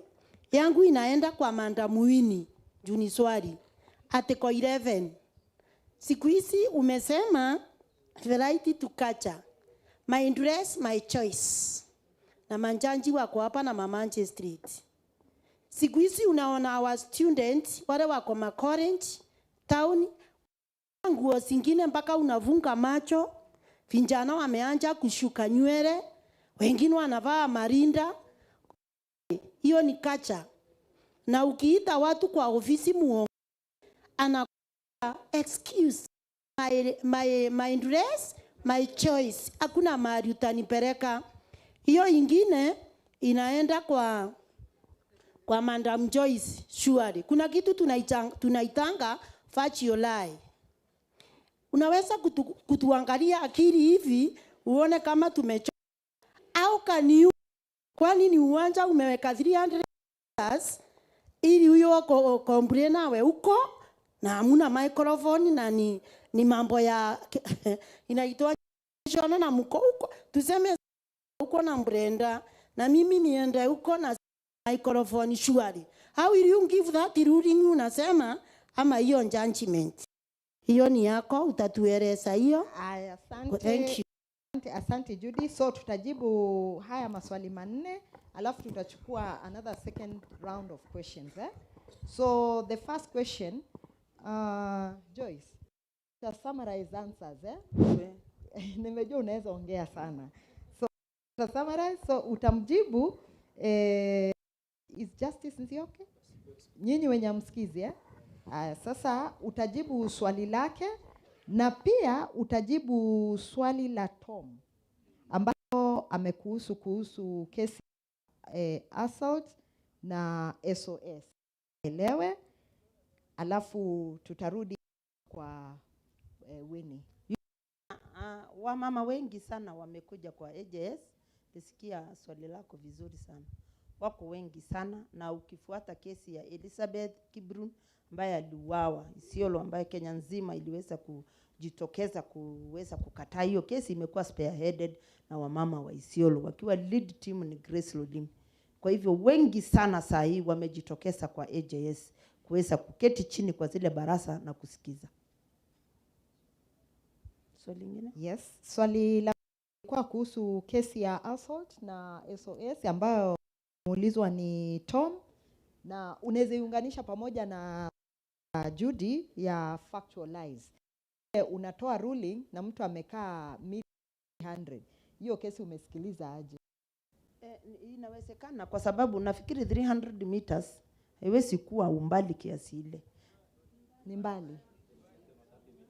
Mbali. 300, nimesema 300. Tulipima siku nyingine tukaona. Ni mbali sana. Ni uko. Ni mbali, lakini mama, hivyo ndivyo kuko katika mila na desturi ya Kisamburu. Yule mtu mlalamishi ako pale na wale wanatoa ruling iko pale. Hivyo ndivyo ilikuwa inatendeka zamani. I'm not exaggerating. Si ati ninasema tu. Hivyo ndio kuko na tumefanya hiyo research. Na mama anakuwa keen kusikiza. Unajua yeye hana ile ruhusa ya kuzungumza kwa hiyo mkutano. Hawa wako hapa ndio wanazungumza na wanatoa uamuzi. Hata uulizwi unataka namna gani, wanasema tu tumesema. Just a moment. Ngoja aendelee kujibu swali tafadhali. Nitakupea muda mwingine wa kuuliza. Tafadhali. So umemjibu ukasema it's a fact. Sasa ningependa ujibu swali la Tom upande ule. Assault na SOS. Tom, SOS is okay, sexual offenses. Okay, sawa. Kuna cases ambayo jamii zingine asiwezi fanya. Wacha sasa nikwambie. Na kwetu hakuna kitu kama rape. Sisi hatufanyi kesi ya rape. Hakuna uwezi ongea, hakuna barabara ya kupitia ili uongee. Kuna mtoto alirepiwa wa shule na alirepiwa na mkwetu tu. Si hata wakwetu wanafanya hivyo. Lakini tulipoenda kuketi chini wazee waliniacha kwa miti. Wakaniambia hiyo hatuongei.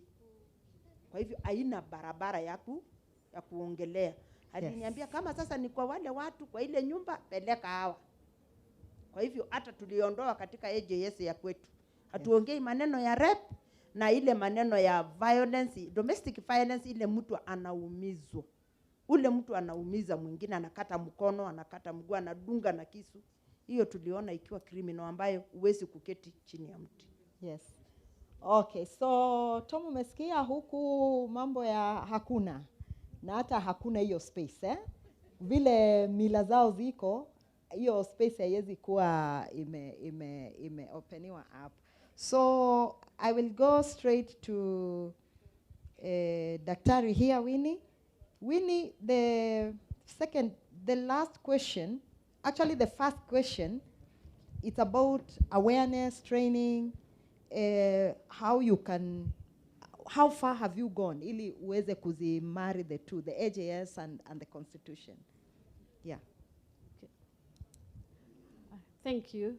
Asante sana Tom kwa hilo swali about creating awareness na sensitization about AJS. It's a big task for sure. Sababu we've been so used to thinking koti ndio inaweza tu kusuluhisha. But the good thing is, in each of the cultures in Kenya represented, kila community iko na their own mechanisms for doing things, for solving disputes. So it's a matter of creating that awareness. Na vile naona some of the ways to do. For example, Ministry of Interior, iko na machief, na headmen, na kuna nyumba 10. That is one way, through barazas, through engagement, hata naenda kwa weddings and funerals, na tunaona chief wako hapo wamealikwa. That is an opportunity. Wao kueneza hiyo injili ya AJS. I think another way ni judiciary itself. Kwa sababu AJS imeandikwa kwa constitution. Na Chief Justice Martha Koome, Honorable Martha Koome, she's very particular about AJS. Na I encourage. And I think one of the ways to do this is to have open days. Vile judiciary inakuwa na open day. We can have an open day for AJS so that throughout the country watu wanaongea hiyo maneno.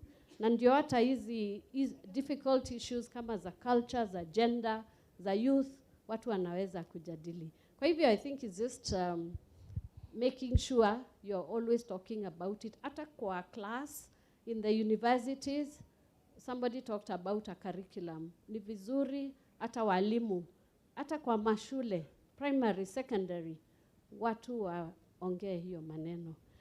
Now the second one was right to culture. That's Article 11. My dress, my choice. Yes, Judy from Meru. Ndio umeuliza hivyo. Yes, that is something we are facing. Like us at the universities. You know, they have freedom. They are over 18. It's hard to tell them, dress like this, dress like that, especially kwa public institution. Kama huku tangaza niliona, at the gate, wameandika dress code. Mumeliona hiyo? Dress code. Kwa hivyo some institutions zinasema ni lazima ufuatilie a certain way of dressing. Lakini that's when they're in the classroom. Wakiwa huko nje, si watafanya vile wanataka. For me, what I would say is that there are two things. Freedom. Mtu akiwa na uhuru, it also comes with responsibility. Kwa hivyo it doesn't mean because I have a choice to dress the way I want, then I can just dress however. There is a responsibility. Also, actions come with consequences. Vile unafanya mambo, itakufuatilia na consequences. So maybe it's a question of teaching the youth, kuambia, yes, you have freedom, but you also have responsibility. You act, but there are also consequences. But having said that, naweza sema also, culture haisimami. It is not static. Sio kitu ya zamani na itakuwa milele na milele the same. It is evolving. Kina mama hawakuwa wanavaa trouser siku zingine, lakini ukienda town utakuta tu ni kama uniform. Wote wasichana wamevaa trouser. Ndio? Yeah. Sasa tukisema hiyo ni mbaya, sijui watakuwa kivaa nini. Kwa hivyo maybe it's a question of saying wear them but with decency. Muwe decent. So culture is not static, it is always evolving.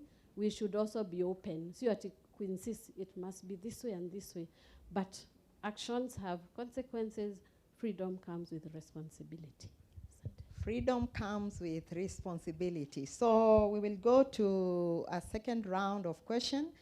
Something I've observed, when these young girls, the youth, they are going to the upcountry, observe them. Some of them, they don't dress the way they dress when they are in the city.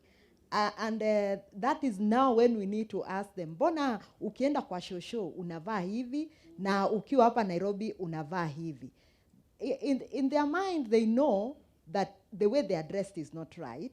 Na conscience ya haiwezi waruhusu waende bara ama rural wakiwa wamevaa hizo nguo zao tudogo. So this is a conversation that needs to be in the family space. Wewe baba, wewe mama. Saa zile unaona msichana wako amebadilisha, amevaa nguo mrefu, mnaenda kwa nyanya. It's also good you start this conversation just to understand. Mbona tukienda Kadhonzoeni umebadilika, na tukienda, if we are here in the Nairobi, we are going for a movie, you have changed. What is informing this kind of decision? Yeah? So, hata sisi kama wazazi, we have this kind of responsibilities. Yes, my brother, go ahead.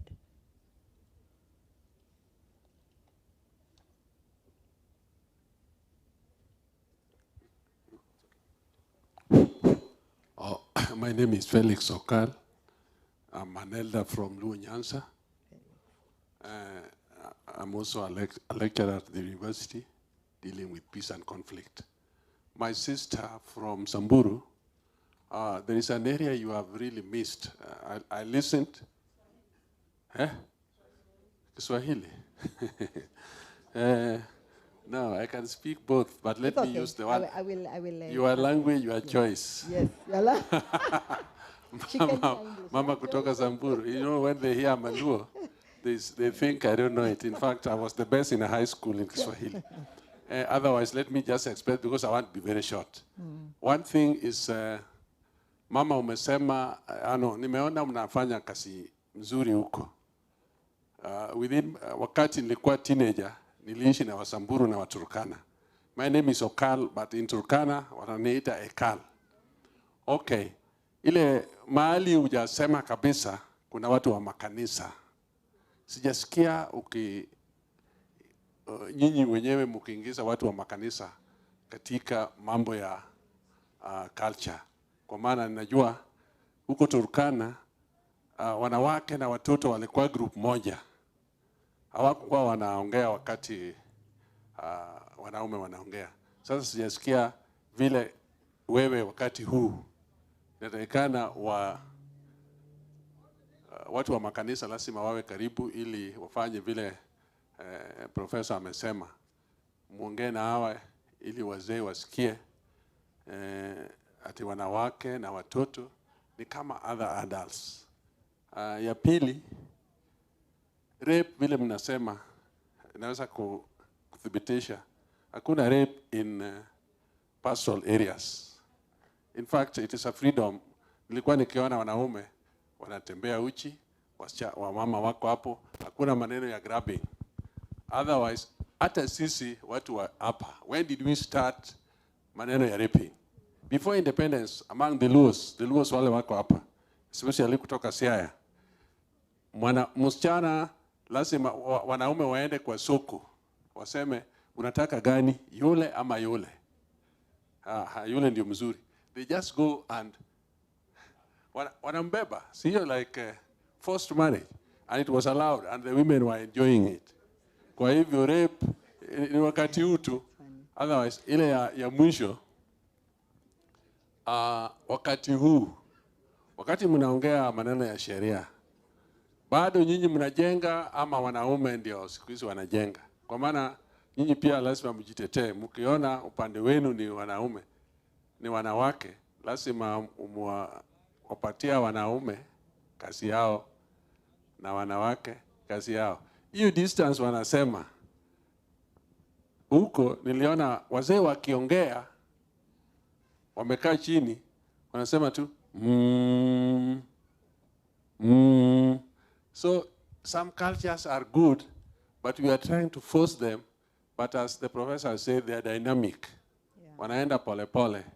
Mimi, it is strange in my area, ukiona nimefunga tai. Lakini leo nimefunga tai kwa maana ya baridi. Ni sawa professor, tumekusikia. Aya. Ingawa Wajaluo wanajulikana kwa koti, lakini I rarely put on a coat. Yes. Okay. Yes. So culture can, I'm only waiting for the honor of. Yes. Tumesikia maswali yako.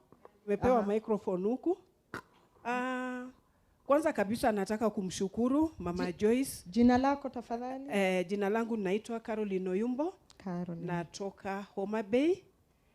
Nataka kumshukuru kabisa kwa sababu ameweza kupenya mahali pagumu.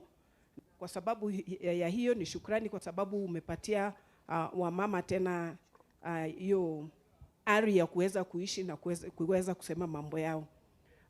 Swali langu ni kwa madam. Sheria sana sana tukiangalia katiba jinsi umetuelekeza. Umesema kwa madam, they are all madams. Which one? Yule nimeelekeza, nimeelekeza kwa kidole kwa sababu nimesahau jina. Kwa hivyo sheria jinsi ametuelekeza kwa katiba imetoa mwanya kubwa kabisa ya sisi wakina mama kuweza kujieleza na kadhalika. Na ni vizuri sana kwa sababu njia ya AJS ni njia ya kuweza kujieleza, kwa sababu kwa mfano nikitaka kusema umeniingia rohoni ama umenichoma rohoni, nikitaka kusema kwa Kiingereza unajua itatoka vibaya, si hivyo? Kwa hivyo AJS ni njia, kwa sababu ni njia ya kijamii, a social network. Unaweza kusema kwa ile lugha yako, kwa sababu hizo vikao hivyo huwa tunakaa katika lugha zetu, kwa hivyo ni rahisi kujieleza. Sasa swali langu ni hili. Tumepewa nafasi kama wamama na nini, bado tuko na affirmative action na mambo mengine, na hata ukiangalia unaona bado wanawake hatujajitosa kabisa. Shida ni ipi? Na wakati unajibu, ningependa uweze kuhimiza ama kuilinganisha na kitu ambacho Mzee Okala amesema juu ya makanisa, kwa sababu utapata kuwa mafunzo ambayo tunapata kwa kanisa saa zingine inafanya inafinya jitihada za AJS. Kwa hivyo kwa wale ambao wanaamini ndani ya kanisa kabisa, tutafanyaje ili tuweze kuziba pengo hili? Okay, asante. Swali la 3. Asante sana. Swali langu ni kwa Madam Joyce. Wakati unafanya hii exercise, huwa unafanya na tuseme chief ama administration? Jina lako? Mimi ni Caroline Taptulmat from Kericho County. Okay, Caroline. Missing. Okay, nilikuwa nauliza wakati unafanya hii kazi, unafanya peke yako ama you are working as a team? Swali la pili, katika kaunti lako la Isiolo, wamekurecognize ama wamekuona unafanya kazi, wamekuappreciate kwa hiyo kazi yako yenye unafanya? Asante. Asante sana. Patiana mic upande ule. Niko hapa. Kuna upande huu ambako hatujapata swali lolote, tafadhali. Okay. Give the mic to that gentleman or that lady at that. Okay. Habari zenu. My name is Julius Gachoya Mwangi. I'm from Lamu, Peketoni. Na swali langu nalielekeza kwanza nataka kumwambia ama ametoka Tom kwamba sisi kama kule Lamu tunasuluhisha sana kesi za assaults. Na mostly assaults ni kwamba mtu ameumizwa, amekwenda hospitali, ametumia gharama ya pesa zake na huyu mwingine amepelekwa ndani. Huyu ambaye ametumia gharama zake, ukimweleza vizuri kwamba huyu jamaa hata akifungwa hauna faida, akipigwa fine pesa ni za serikali, kubali tu mkae chini msikizane, kile ambacho kinapatikana uchukue, angalau ujirudishie nini kidogo, inakuwa ni rahisi sana hiyo. Jambo lile lingine ni kwa Profesa Winnie. Mimi natoka mbali sana, Lamu ni mbali na kuna changamoto nyingi. Hasa sehemu ile ambayo nimetoka Mpeketoni, pana changamoto. Leo hapa tukiambiana twende Mpeketoni nitapata pengine watu 5 watakubali. Wengine watasema huko tunasikia Al-Shabaab na nini. But we are there. Na yale matukio ambayo yanatokea kwingine pia sisi tunahitaji. Naomba kwamba pia na sisi uhamasisho huu ambao tunausikia kutoka kwa maeneo mengine na sisi tuupate kule. Nashukuru sisi tuko na very good judge ambaye hili jambo kwake liko ndani sana mambo ya AJS. Ametupatia paka room annex court. Kesi anasema zipelekwe kwa pale. Juzi Martha Koome amekuja. Amepandisha hiyo AJS yetu ngazi kutoka kwa annex court, imefanywa ukumbi suit kwa sababu ya bidii zile ambazo tunazielekeza kwa kujitolea. Hata hivyo tungeomba kwamba haya mashirika ambayo yanajitokeza na kama nimesikia wengine wanasema kwamba mwingine kwamba walinunulia wazee wao pikipiki. Hawa ya mashirika pia elekezwe huko yaweze kusaidia pia wazee kule ili waweze pia kujua kwamba wako pamoja na Kenya ambayo inaendelea. Okay, thank you very much. Kabla hilo swali, masaa yetu inakimbia, wacha Winnie ajibu the 2 questions, then ajibu. Alafu kama bado tuko na muda tutachukua another round, tafadhali. Okay, so Winnie, uko na swali la affirmative action, shida ya wanawake iko wapi, because it's like they are not really grabbing these opportunities. Then the other question for you, Winnie, was from actually I think you have one question. Or yes, Julia sasa mambo ya uhamasisho. Yes. Asante sana Caroline. Vile ningesema ya kwamba ingawa kunaonekana kama mambo ya kina mama hayaendelei sana, there has been a lot of progress. Kumekuwa na progress nyingi sana. Na nafikiri Madam Joyce ni a great example.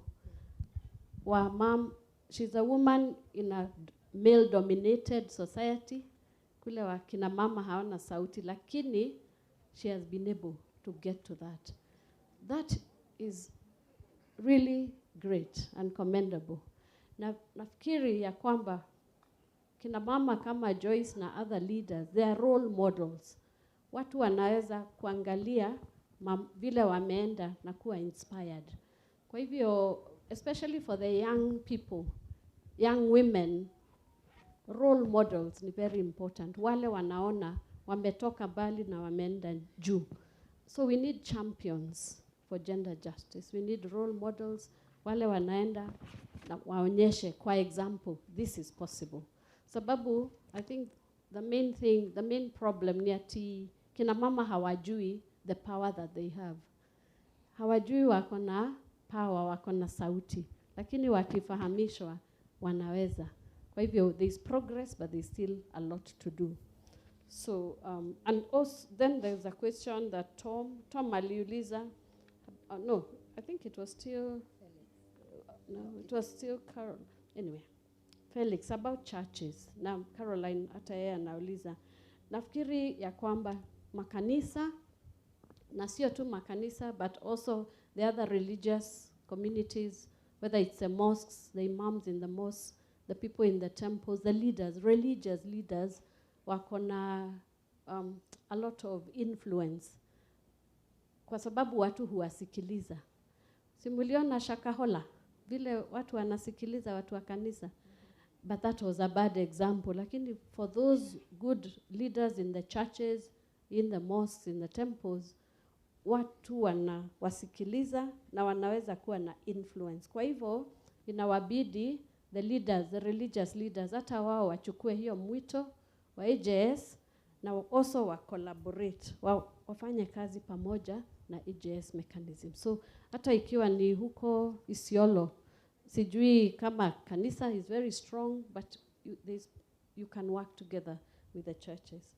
Julius, nasikia vile unasema habari ya Mpeketoni, and I'm glad kumekuwa na hiyo progress ya a next mediation na ukumbi suite, na we take that challenge ya kufacilitate watu wale, those AJS actors and champions. Sijui kama Vice Chair Dr. Koth yuko, lakini hiyo message we'll take it even to the chair. Yeah, ndio tutaifikisha, ndio tuone vile wanaweza kuwa facilitated. Thank you. You're welcome. So we'll go straight to Joyce. Joyce, kanisa, the 5,000 who are fed by Jesus, kulikuwa na wanawake pale? Walihesabu wanaume. 5,000 actually they were men, without counting women and children. Kwa hivyo hii story ilianza kitambo. Sasa Joyce, utajibu mambo na kanisa, because haukutaja kanisa liko wapi. Then pia utajibu kama watu wa area yako muna work as a team, are you recognized? Kazi yako inajulikana ama are they appreciating you? I think that's how she wanted to ask. Thank you. Asante sana. Ukishuka Soboiga, ukiteremuka Isiolo, useme tu Joyce Musamburu, utaletwa hata na Mmeru. Si Musamburu tu. Kwa sababu gani? Nimesaidia watu wengi sana katika kutatua misoso mbalimbali. So ninajulikana sana. Upande ya Wasamburu nimeheshimika pakubwa kwamba ninaketi kwa CUC meetings katika county level kuwakilisha jamii. Tunaketi tukiwa 5 shares na naweza sema kwamba hiyo ni heshima kubwa sana. Na nimementa wanawake wengi sana na ninajua wanakuja juu sana, kwa sababu ukikuja katika Isiolo County unakuta kuna pillars zote sa 1325 ya ulimwengu mzima. Tumetengeneza, ukitaka pila ya biashara utapata, pila ya tunaita alternative justice system wako na ni wengi sana. Kwa hivyo yule ameuliza hiyo swali, ninajulikana sana. Wewe ukuja tu Isiolo uliza Joyce Musamburu, ninajulikana sana kwa sababu nimefanya, na ni kazi ambaye nimefanya ndio imefanya nikajulikana sana. Wale wasichana nimerescue katika early marriages, katika FGM ndio imefanya nikajulikana sana. My friend, iko siku nimelala jela siku 3. Hiyo ni miaka ingine, lakini nashukuru Mungu kwa sababu nilikuwa natetea haki. Yule ameuliza kanisa kidogo, ninaweza sema kwamba washungaji wako pale, lakini kuna saa zingine inakuwa ngumu kwa mshungaji kusema maneno mengine. Hiyo ndio inajitokeza kabisa. Kwa sababu I went to Oldonyiro sub county na nikaambia pastor, leo niko Oldonyiro, nataka useme no for FGM ya wanawake kwa kanisa. Akaniambia chukua ibada ubiri. Hiyo inakuambia nini? Yeye hawezi sema. Si ni ukweli? Watu wa Mungu, ni vizuri tumewakaribisha sana. And Bishop Kalunyu saa hii sijui ametoka kwenda wapi, yeye ndio anachea Meru kwa ADR. Tumewakaribisha sana, lakini saa zingine ni kama wanaona kama ile utamaduni inaharibu kanisa kwa njia moja ama nyingine. Na hakuna hata mahali inagongana, kwa sababu hii Biblia iko wazi kabisa. Inaeleza kila kitu wazi. Hakuna mahali Biblia imesema tahiri mwanamke, lakini pastor anakuambia yeye hawezi sema. Sasa na ni Biblia yeye anatumia kusema Yesu anaokoa, Yesu anaponya, Yesu, na hakuna mahali imeandikwa mwanamke, lakini alikataa. Sasa unaona saa zingine ni kama maneno, lakini tunawapenda sana na tunawaita, lakini ni kama kwa njia moja ama nyingine wanaona kama utamaduni na kanisa ingiani, lakini mimi nakwambia inaingiana vizuri sana. Asante. Asante sana Joyce. Sasa kwa sababu ya wakati, ni nani, you have a burning question, kwa sababu we will only take 2 ndio tumalize. Ninaona chai iko tayari, hata itaisha. Angalia nyuma yako utaona watu washafunga mstari tayari. Sasa badala umaliziwe chai, ni vizuri kesho tuko hapa, kesho kutwa tuko hapa. Mumemfahamu Joyce, mumemwona Professor Winnie. So tutazidi kuinteract at another level, sawa? So tunachukua maswali mangapi? Mawili peke yake. Alafu tukimaliza, then I think I'm the person who will wrap it up, and then I release you now. We have a cup of tea, and then we go park our cars at the traffic. Okay? Okay. Go My ahead. name is Bishop Etau of the Crisco Church in Nakuru. Yes, Bishop. Hatujakataa AJS. In Nakuru, I organized pastors, and Justice Nguge came and spoke to about 300 pastors. I think he came twice. Kwa hivyo, the church is for AJS. Okay, ile swali ambayo nilikuwa nataka kuuliza, na hatujapinga chochote kuhusu AJS. It's good for you, madam, to know that. It's not true that the church is against AJS. Now, ile swali ambayo nilikuwa nataka kuuliza madam, niliuliza asubuhi lakini sikujibiwa vizuri kwa sababu niliona kama wale watu wa kujibu hawakukuwako, lakini sasa naona wako wanaweza kunijibu. I asked this question: when the judge or the magistrate is referring the case to AJS, tunapata shida. The cases has been referred to the AJS, na wale watu ambaye umewaambia wakuje hawakuji, na sisi panelist tunafika huko mapema, tunawacha kazi zote, lakini tukifika pale kotini wanapigiwa simu, wanasema wako jiani, wengine anasema wako kwa matatu, wanasema hivyo 2 hours 3 hours na hawafiki. Na tumeona hii kwa muda. Nilikuwa nauliza, inawezekana magistrate au judge wakati anarifaa hii kesi kwa AJS aambie wale wenye kesi ni lazima wahudhurie AJS? Asante sana. Patiana hapa tafadhali. Niko nayo. Oh, okay. Then we will also pick your question. Sawa, go ahead. Good afternoon. Kwa majina ni Sharon Naserian. As we started the afternoon session, there's someone who spoke about feminist jurisprudence. So my question goes to Madam Winnie. In the spirit of transformation, are there efforts to incorporate feminist perspectives so that we can break the cycle of discriminating women? Thank you. Thank you very much. Kuna huyu mzee, yes. Yeah, Madam Chair, ni sawa. Yangu ni sio swali as such. Tumetoka na Madam Joyce kutoka kaunti moja. Lakini women in AJS, vile professor alisema ya kwamba culture is not sio static, inabadilika. Ni kweli. Kama sasa ile jamii, mimi nimetoka jamii ya Wasomali, na wakati tuko kwa panel, ningetaka kuambia kwanza professor, pahali wanaume wako wengi ndio wamama wanapatanga haki zaidi kuliko wakati wamama ndio wanakata kesi. Lakini pahali wanaume wazee wako, wamama wanapatanga haki zaidi, hasa wakati tunaingia family cases. Na sisi Wasomali sana sana sio kama Wasamburu. Kwa ile panel wamama wanaingia ndani, anakuja na mashahidi zake, yeye anakuja na anapewa nafasi, na hakuna kuachana kwa viti ile tunakaa namna hiyo, na watu wanakuja na mashahidi zao, wale wanataka kuja kusikiza hiyo case vile vile wanaingia na wanasikiza case. Walakini women in AJS, wamama wenyewe wanakubali. Unajua ile culture sana sana, hata wakati wamama wanaambia uko na maoni, akisema wazee wako.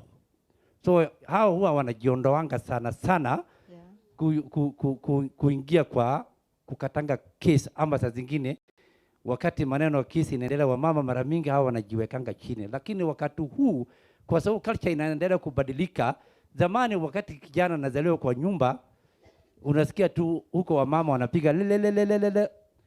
Lakini ukisikia msichana ndio amezaliwa, hii wamama ndio hao wenyewe ndio walikuwa wanajiweka chini zaidi.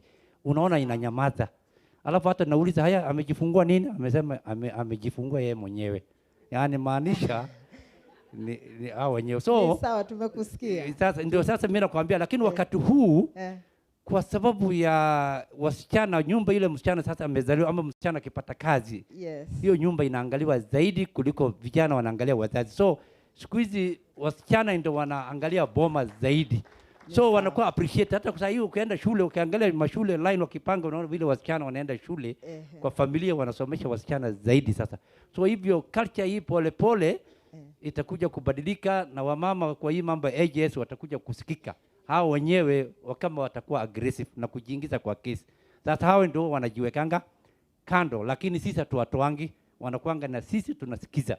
Na tunawaangalia haki yao sana, kwa sababu tunajua hawa iko mara mingi wanadhulumiwa zaidi. Ni sawa, asante sana. Hatutachukua swali lingine. Ni kama nimemwona Justice Ngugi ameingia hapa. Tafadhali Justice, kuna swali ambalo Winnie hawezi kujibu na Joyce hataweza kujibu kwa sababu limedirectiwa to a judge by the bishop. Tafadhali ukifika hapa juu utaweza kutusaidia kujibu hili swali. And the question as you are coming, ni vizuri niliseme ndio uwajibu, and then Winnie will give the last answer, and we close it, we wrap it up, alafu twende kule. Bishop Gitau from Nakuru ameuliza, wakati judges are referring the case to AJS, huwa mmewaharifu wale watu wahudhurie, because anasema yeye ana participate in that, lakini wanawangoja wale watu ambao wako supposed kuhudhuria kile kikao for 2, 3, 4 hours bila kufika. Sasa ule wakati nyinyi mnafanya yale maamuzi pale kotini, hii kesi ielekezwe kwa AJS, huwa mnawaarifu? That's the question now. Ako pale Bishop. Na akauliza, is it possible kuwalazimisha?